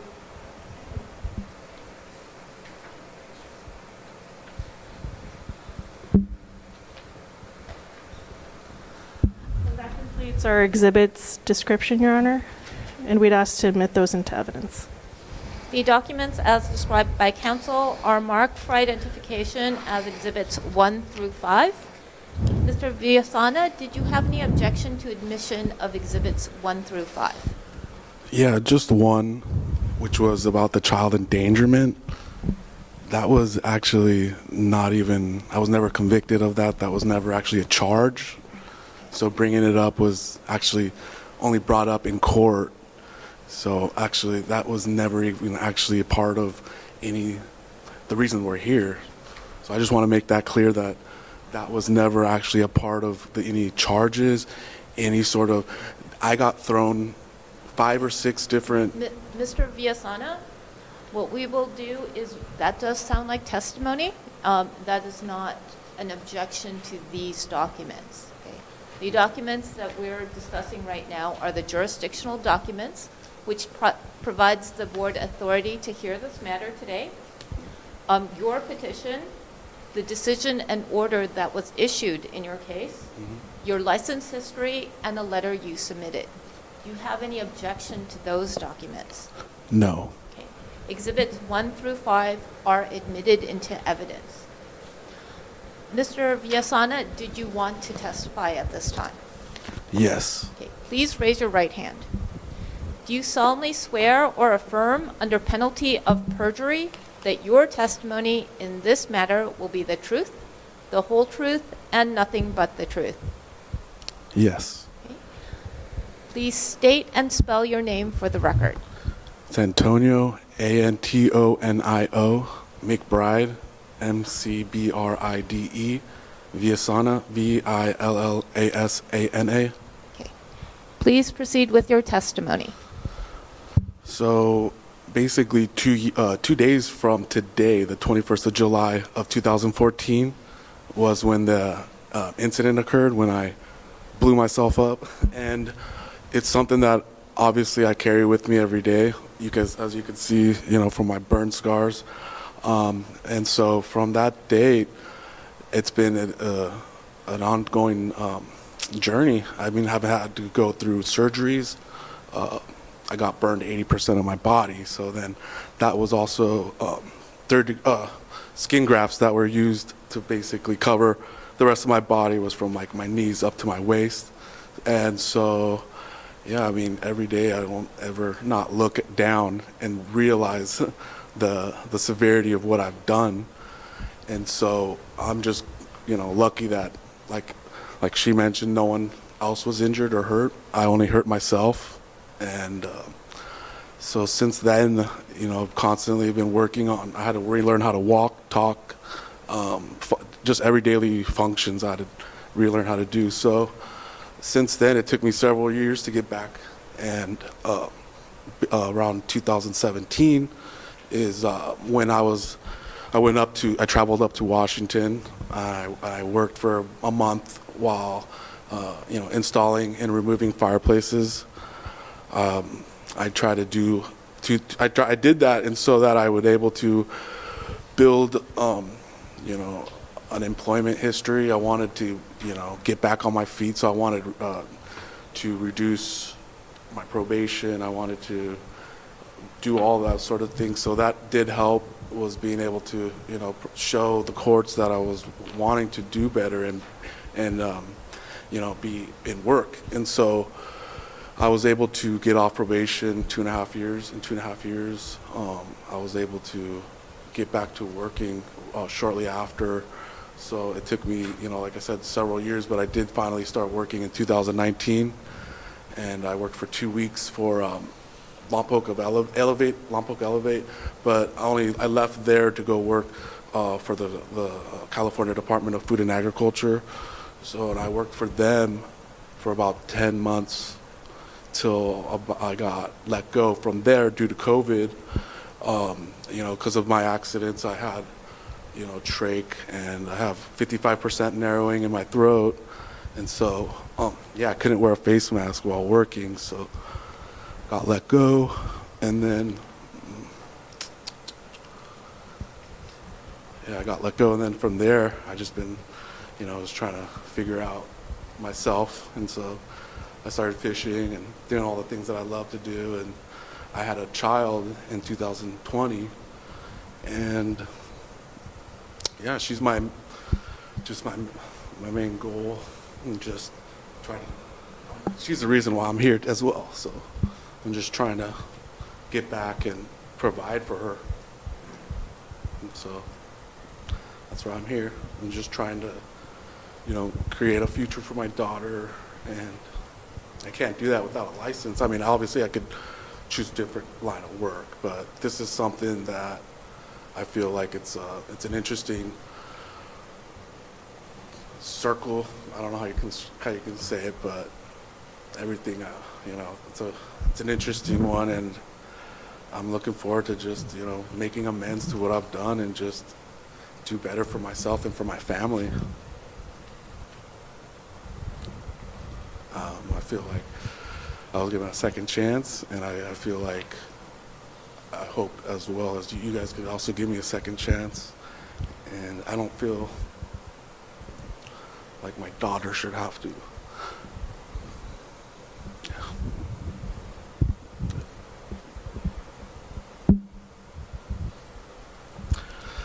Yeah, I'm done. So, thank you. Thank you. Ms. Lee, did you have questions for this witness? Sure, thank you. Are you currently employed? Yes, I actually started last week with Terminex, so I started Monday. What is the name of the company? Terminix. Can you spell that? It's Terinix. And what is your position at that company now? Pest control operator. Hopefully, right now I'm just doing training, doing videos. I'm, getting refreshed with all the new and new information. Mr. Villasana, I'm going to remind you to raise Sorry. your voice, or else keep the microphone close to your mouth Okay. so that we can all hear. Okay? Okay. So I'm just taking a lot of training videos and just being retrained again, basically to be back out in the field. So. And is that the company that you're anticipating working for if your license is reinstated? Yes. Is your employer aware of your criminal conviction history? Yes. Can you tell us a little bit about what you did for the California Food and Agriculture for 10 months? Yes, I was out inspecting for invasive insects, so I would go and travel throughout the Santa Barbara County. So I was based out in Lompoc, and we'd travel from Carpinteria all the way up to Guadalupe, Santa Maria, searching for invasive insects. So there'd be several different traps that we'd go out and place, and we would all place them on either residential properties, or depending on the location, it'd be a commercial location. But basically it was just setting up traps to monitor and detect for invasive insects. So I liked it, I enjoyed it, it was great work, and it was just through COVID that things didn't work out. So. And what is Lompoc Elevate? It's a cannabis retail store. So, I mean, and you can imagine how much you could love that, right? And so, I mean, I left that to work for the state of California to do better for myself. I didn't want to just, obviously I did enjoy and I know the product great, and I was able to help others to, choose the right medications that they needed, and I loved it. It was great. I was able to be indoors and AC and drink water and just hang, and it was beautiful. But I want more for myself. I don't take the easy way out. I want better for myself, and to do so was to seek out better work. And so I did, and within 2 weeks I left there. Did you leave on your own? Yes, I quit. I sent an email to my boss saying that I wasn't going to be working there, gave her a week. And by the time I believe it was July 2nd July 2nd, or no, I'm sorry. But it was towards the end of 2019 is when I started working for them. And then what kind of work did you do for the state of Washington in 2018 for a month? I was based out in Lompoc, and we'd travel from Carpinteria all the way up to Guadalupe, Santa Maria, searching for invasive insects. So I would either place, we would all place them on either residential properties, or depending on the location, it'd be a commercial location. But basically it was just setting up traps to monitor and detect for invasive insects. So I liked it, I enjoyed it, it was great. I was able to be indoors and just So I went up there while actually on probation. I had an ankle monitor, so I was actually serving the sentencing that I was given through court. So as I was, serving my sentence, I went ahead and traveled up to Washington, and I went ahead and was working for a family member, and I was installing fireplaces, and we would install them and actually remove them. And I was actually at the point too, I was going to be a service tech for them. So I went out actually servicing fireplaces, pellet stoves, all those sort of things. And so I was trying to create, a life out there. But once I came back, dealing with so many things, with the accident, it was a lot harder than I expected to just leave here and start a new life in Washington. And everything worked out though. I mean, I wouldn't change it for the world, because from this incident, I got to understand what kind of person I am, what kind of qualities of a person I am, and the faith that I have in God. I felt like it strengthened it. What, if any, kind of continuing education courses have you taken since losing your license?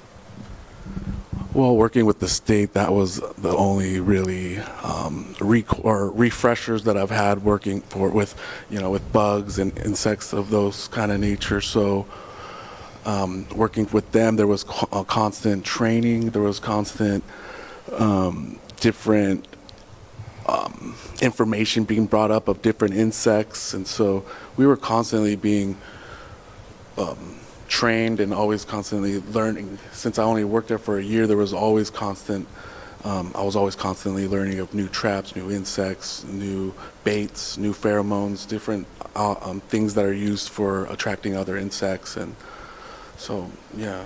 Was that all in-house training through the California department? That's correct, yeah, all in.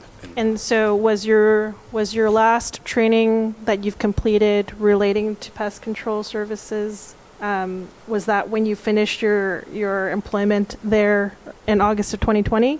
That would be correct, yes. And since then, have you done any continuing education? Just recently, this last week on Monday, is when I started with Terminex. So since starting with them, I've been, worked about so far 45 hours or so. And within those 45 hours has been constantly refresher videos, constant new information. So I'm just right now, I'm relearning basically everything. And I love it. I'm excited to just get back out there, and it's just, this is what I enjoy doing, regardless if it obviously brings some memories of things, but I always think of my daughter. My daughter's my number one thing that I focus on, and I put myself last on everything. If the board were to order that you have to retake an examination in order to get your license reinstated, would you be open and willing to do so? Yes. Are you the primary caregiver for your daughter? No, currently it's me and my girlfriend that are working, or we co-parent together, and so it's one of my main goals is so that we can live together. Right now, it's just so expensive with rent and everything that you just can't. It's not possible. So, that's also my main focus is, to being able to have a place and provide. Okay. Let's just briefly go over the convictions. So the records indicate that you had the felony arson conviction, the felony manufacturing of honey oil, and also that you pled no contest to and were convicted of the misdemeanor child endangerment. So earlier when you mentioned that the child endangerment was not a part of your criminal case, is it possible you were mistaken about your conviction history? No. You were not mistaken? I'm not mistaken. Are you aware that you signed a plea agreement with those three specific convictions? I'm not aware. Okay, so your understanding is that it was just the felony arson and the felony manufacturing honey oil. Correct. Okay. You petitioned for early termination of, for that case, you were placed on 5 years of probation, Correct. and you were ordered to pay restitution. Correct. And then the DUI case, which was not a part of the board case, but you mentioned in your petition, that DUI case had DUI terms that were tacked on to your probation. Is that right? Correct. Okay. And then so you petitioned for early termination of probation in May of 2018? It might have been sooner, but yeah, that's correct. Okay. And that was granted around May of 2018? That's correct. And then half a year later, November of 2018, you had that expunged by the court. Is that right? Yeah, I had all the current or previous convictions that you're speaking of have all been expunged. Everything has been expunged and does not exist as far as I can see it. Okay. And so separately, you had your DUI conviction expunged also, but that happened in 2019. Is that right? Yeah, that's to your correct. knowledge? That's correct. And also, just to point out, the DUI did stem from the accident. It was just my own celebration of it was on my birthday, July 1st of 2015. So when it occurred, I was just really excited for myself, being able to be back on my feet, being able to talk, walk, and so I celebrated by myself in a bar. And obviously, it's a mistake that I regret, and I know that. Knowing now what I know now, I just wouldn't ever make those mistakes now. I have a daughter that I can spend my time with. I don't have to spend it alone. Did you complete any restitution obligations that were a part of your criminal cases? Yes. Do you have, besides what we've already covered, do you have any other criminal convictions or pending criminal cases that the board is not aware of? No. Do you agree that the acts that were underlying those convictions were harmful and potentially dangerous to the public? Yes, most definitely. And like you mentioned, regardless if it was brought up or not, it could have hurt a lot of people. And you know, I reflect on that, and I am always constantly grateful that I didn't hurt anyone other than myself. And that's just, you know, I wouldn't probably be here if I did hurt somebody else, because I don't know if I could live with that. Besides your new family obligations and also the occupational therapy that you had to go through, is there anything else that you can present to the board to reassure the board that you will not be engaging in similar conduct again in the future? Yeah, I mean, I do have multiple. I would have brought more letters with me. It was just, I didn't really feel like I needed to bring any more or bring anything with me, because I felt so strongly in where I'm going with my future that I only was able to receive this one at a short period of time. Since also, I mentioned that I started working with Terminex on Monday, and they obviously know the situation that I'm in, and so they had just brought it up to me. It wouldn't be such a bad idea to maybe reach out and get some letters. So at the last minute, I was able to receive this one, and if I had a few more days, or even maybe possibly by tomorrow, I could receive 2 more letters from 2 different companies, one from Barricade Pest Control, and then the other that when I worked in Washington for Anderson Fireplace. So the letter Exhibit 5, which is from Sean Spiteri, how do you know Mr. Spiteri? That was through work, and so I met him back in around 2010, around the time that I had worked and met with Will from Barricade Pest Control.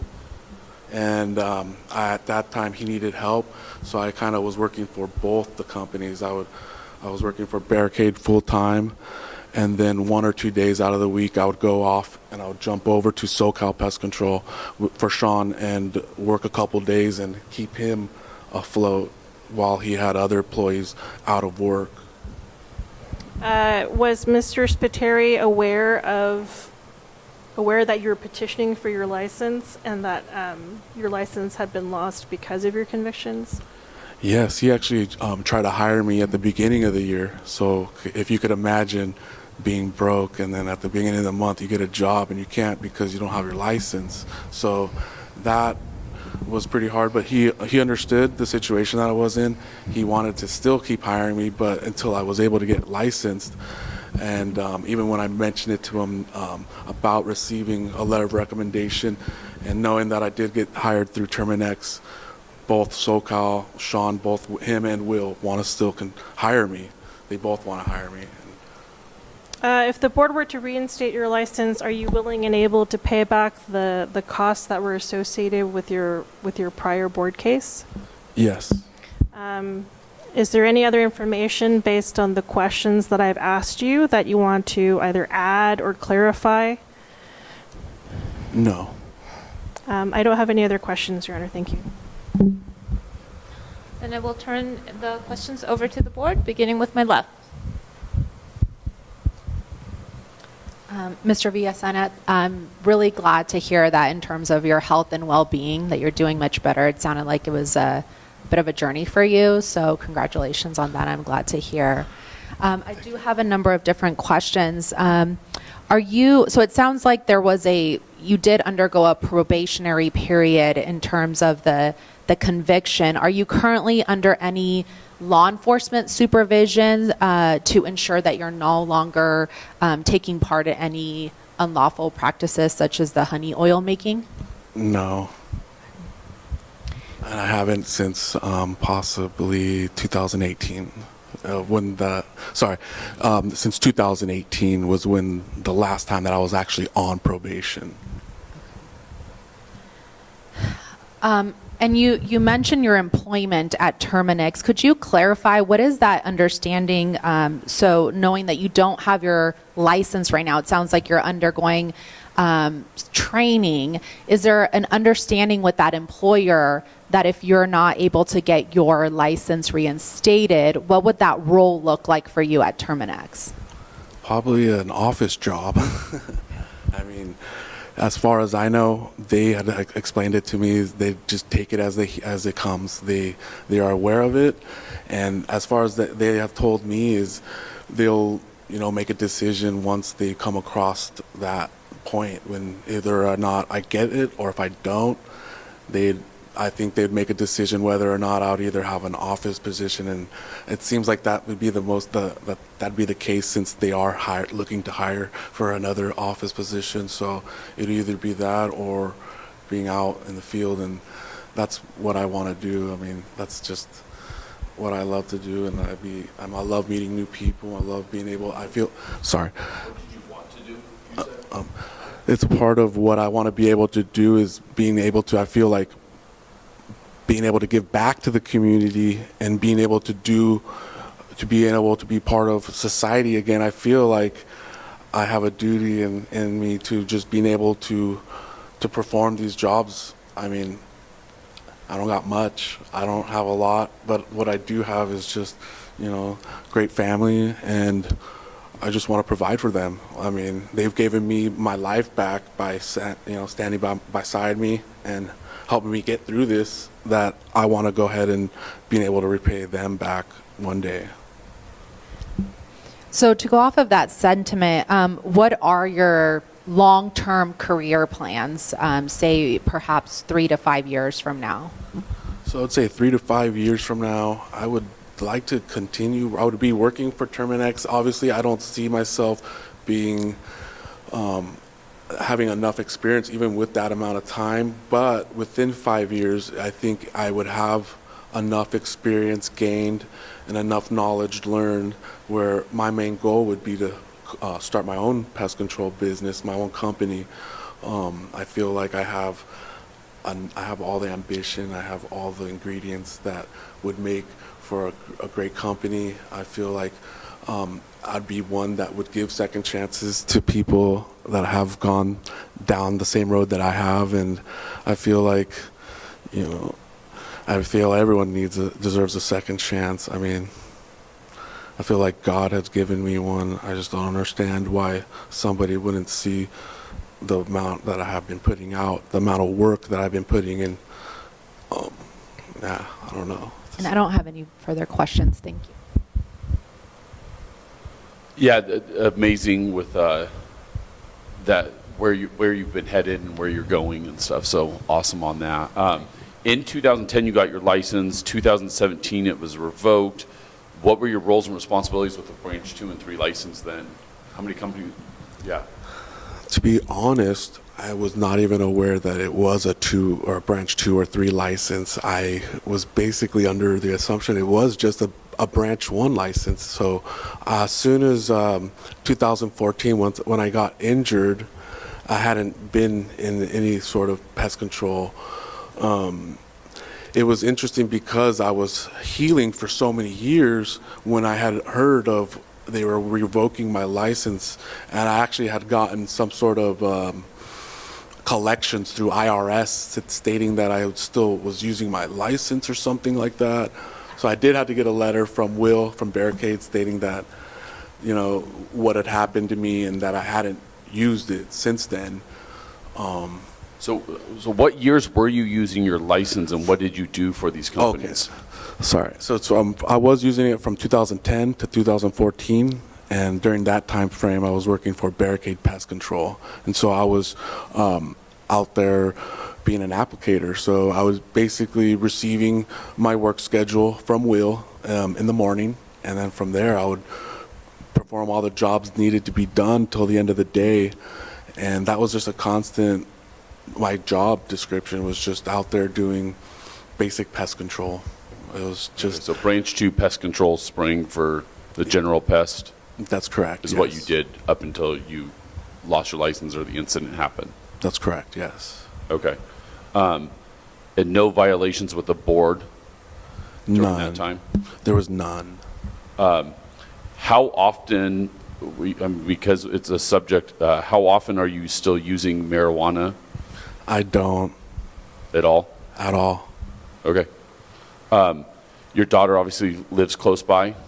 Yeah, so another reason too, I was living in Lompoc beginning of, well, I've been living in Lompoc ever since actually my accident. And so just recently in June, I moved down to Goleta and I moved into a room for rent. And so that was to be closer to my daughter, which was great, so I was able to do so. And then B was to get employed and to find a job. Within 2 weeks was when I was able to get, actually Terminex got a hold of me and wanted to interview with me. So that was just a blessing, and everything just had fallen into place since then. And now that I'm back and I'm working with Terminex, I just want to do that and be better every day, all the time. You know? So is it, and I believe the question was already asked, but if you don't get your license back, it's office work possibly. If you do get your license back, what are you looking to do? What's your ideal role at Terminex? Is it the general pest? Yes, so it'd be general pest, and obviously I'm learning to try to receive, you know, the higher branches 2 and 3. So my main goal is to just return back into general pest, learn as much as possible from the ins and outs of the whole entire company, into hopes that in 5 years, once I feel like I've learned enough, that I can go ahead and start my own business, my own little pest control company, and maybe specialize in specific insect and not just do all insects. Maybe I will do just ants or just roaches. So I have ideas and goals in mind where I do see myself going down, and yeah, I mean, I just need this opportunity so that I'm able to show everybody. It's kind of hard when I have everything just, I have all these things that are still on my record, even to this day, even after being expunged, they're still being shown. And I just need to do better and get a second shot so that I could show everybody. And in 5 years, yeah, show off that I did have my company and all these sort of things. So I do. And last question, just personal. You're still in relationship with the mom of your child? So yes. So I was in a relationship, and that was a hardest part. Was during the when I got my incident, my accident. When I was in a relationship for 10 years, and it was a relationship that was so toxic and so horrible that it was it's hard not to because obviously I'm in charge of my own life, but it was a relationship where you try to tell someone to leave and they just don't, and eventually they just make themselves so comfortable in your home, and that's what ended up happening. And from there, I was able to leave that relationship and move, and I still I'm in still communications with her, but now that I have a girlfriend and a child, that's just my that's just my family now. And so I moved on from it. She does, obviously, from that experience, it was tragic. It was very hard on both of us, and as much as it affected me, it affected her just as much. And so I feel like we still communicate today, just so that we're able to kind of still heal, and we're able to still be there for each other regardless if we're in a relationship or not. And so now that I've grown from that relationship and understanding what a toxic relationship is and what a healthy relationship is, I don't ever want to return back to a toxic relationship. And this relationship I have now is just, it's going to be forever, and I need to just provide for him. And it's hard to do so when obviously I don't have my license, and obviously there's all the other work that I can do, but this is what I want to do, and this is what I see myself doing 5-10 years from now. I can't see myself doing something different, so yeah. Awesome. No further questions. Thank you. Now we'll go to my right. I think Kyle asked the main question I was curious about, but when you had your incident with the honey oil, were you living with someone at the time? Yes, so at that time I was in that relationship, the 10-year relationship, and it was me, my girlfriend, and we had a little Yorkie at the time. So everything, like I said, I'm blessed that no one was home when it occurred. She left with the dog, and so everything worked out, and I'm very blessed that I'm the only one that had gotten injured. I'd take it every day instead of anyone else, so I'm just blessed that no one, like I said, I was the one that got hurt, and I was the one that learned this whole lesson. And if it were for me to have a do-over, I mean, to be honest, I don't think it's sad to say I wouldn't. Things happen for a reason, and if it wasn't for this situation, I wouldn't be the person I am now, so I just wouldn't. It's hard to say that I would change that, because it would change who I am now. And I feel like now I'm way stronger, way better, way healthier. I'm all around just a better person than I was 8 years ago. I'm 10 times a better person. I'm 10 times more knowledgeable, just everything. I've taken all the time to just do better and be better. And, I've spent countless times and nights to reflect over what I've done and everything, So, I just feel like I finally need to, it's hard to say to put it behind me, because it's weighs on me every day with the scars that I have, but I want to be able to do so. And I feel like giving this opportunity, getting my license back, I can move forward. I can put this away. I can not have to think about it as much, and I can feel a sort of self-accomplishment that I've, been able to get it back. So you're not in the honey oil business anymore? No, I'm not. Completely out of it, yeah. And Kyle asked you a question too, but I'm going to repeat the question, Yeah. and I'm going to tell you why I'm going to repeat the question. When you were talking about your short job with, what was it, Lompoc Elevate? That's correct. You certainly looked like you were still in the cannabis mode of mind, frame of mind. So I'm just going to ask you, you're no longer, not just honey oil, but you're not using cannabis or marijuana or anything like that? No, not at all. Okay. I mean, when I reflect, it's like reflecting on anything. You can reflect on a burger and being like, oh man, yet you're not eating meat anymore. So it's a thing like that. You put a beer, I gave up alcohol too. Does it mean that you don't I'm not going to think of how tasty and delicious that's going to feel. Okay. Yeah. I just wanted to make sure. Thank you. Oh, thank you. Yeah. Good luck. Keep on the track you're on. I think you said that you had to quit the job. Was it for an egg part of the California Ag because you couldn't wear a mask? Is that what you're saying or not? Well, it was due to the face mask mandate. Okay, so working in the pest control industry, we wear a lot of masks. How will you deal with that? Yeah, I was told that also when I got hired. And the main thing is it's a part of the job. It's not a mandatory thing that I have to wear 18 or 15 hours out of the day. So for me, it was more of a mental, bringing back more, if we're going to be honest, just mental history.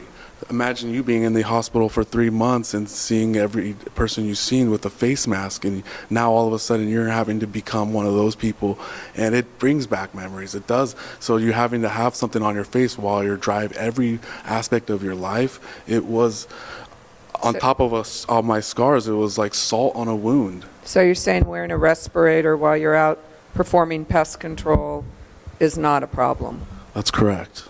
Okay. So you'll have to go through the whole licensing process all over because your license has, obviously, it's not still valid. Even if it was reinstated, it's expired. So you can start at the field rep level. You don't have to start at the applicator level, or you take them both at the same time and see if you can pass them both. And That's actually, yeah, that's my main goal right now. They're actually starting me off with, I think it's Asprey or Avery, or I'm trying to think of the book that we're studying from, but it's the book to basically, receive those licensing. So, all right, well, good luck. I think Awesome. that's all I have. Thank you. Thank you. Did my board members have any follow-up questions? Mr. Villasana, did you have any follow-up testimony that you wanted to provide? No. Ms. Lee, any follow-up questions? No, Your Honor. Okay. With that, Ms. Lee, did you want to present closing?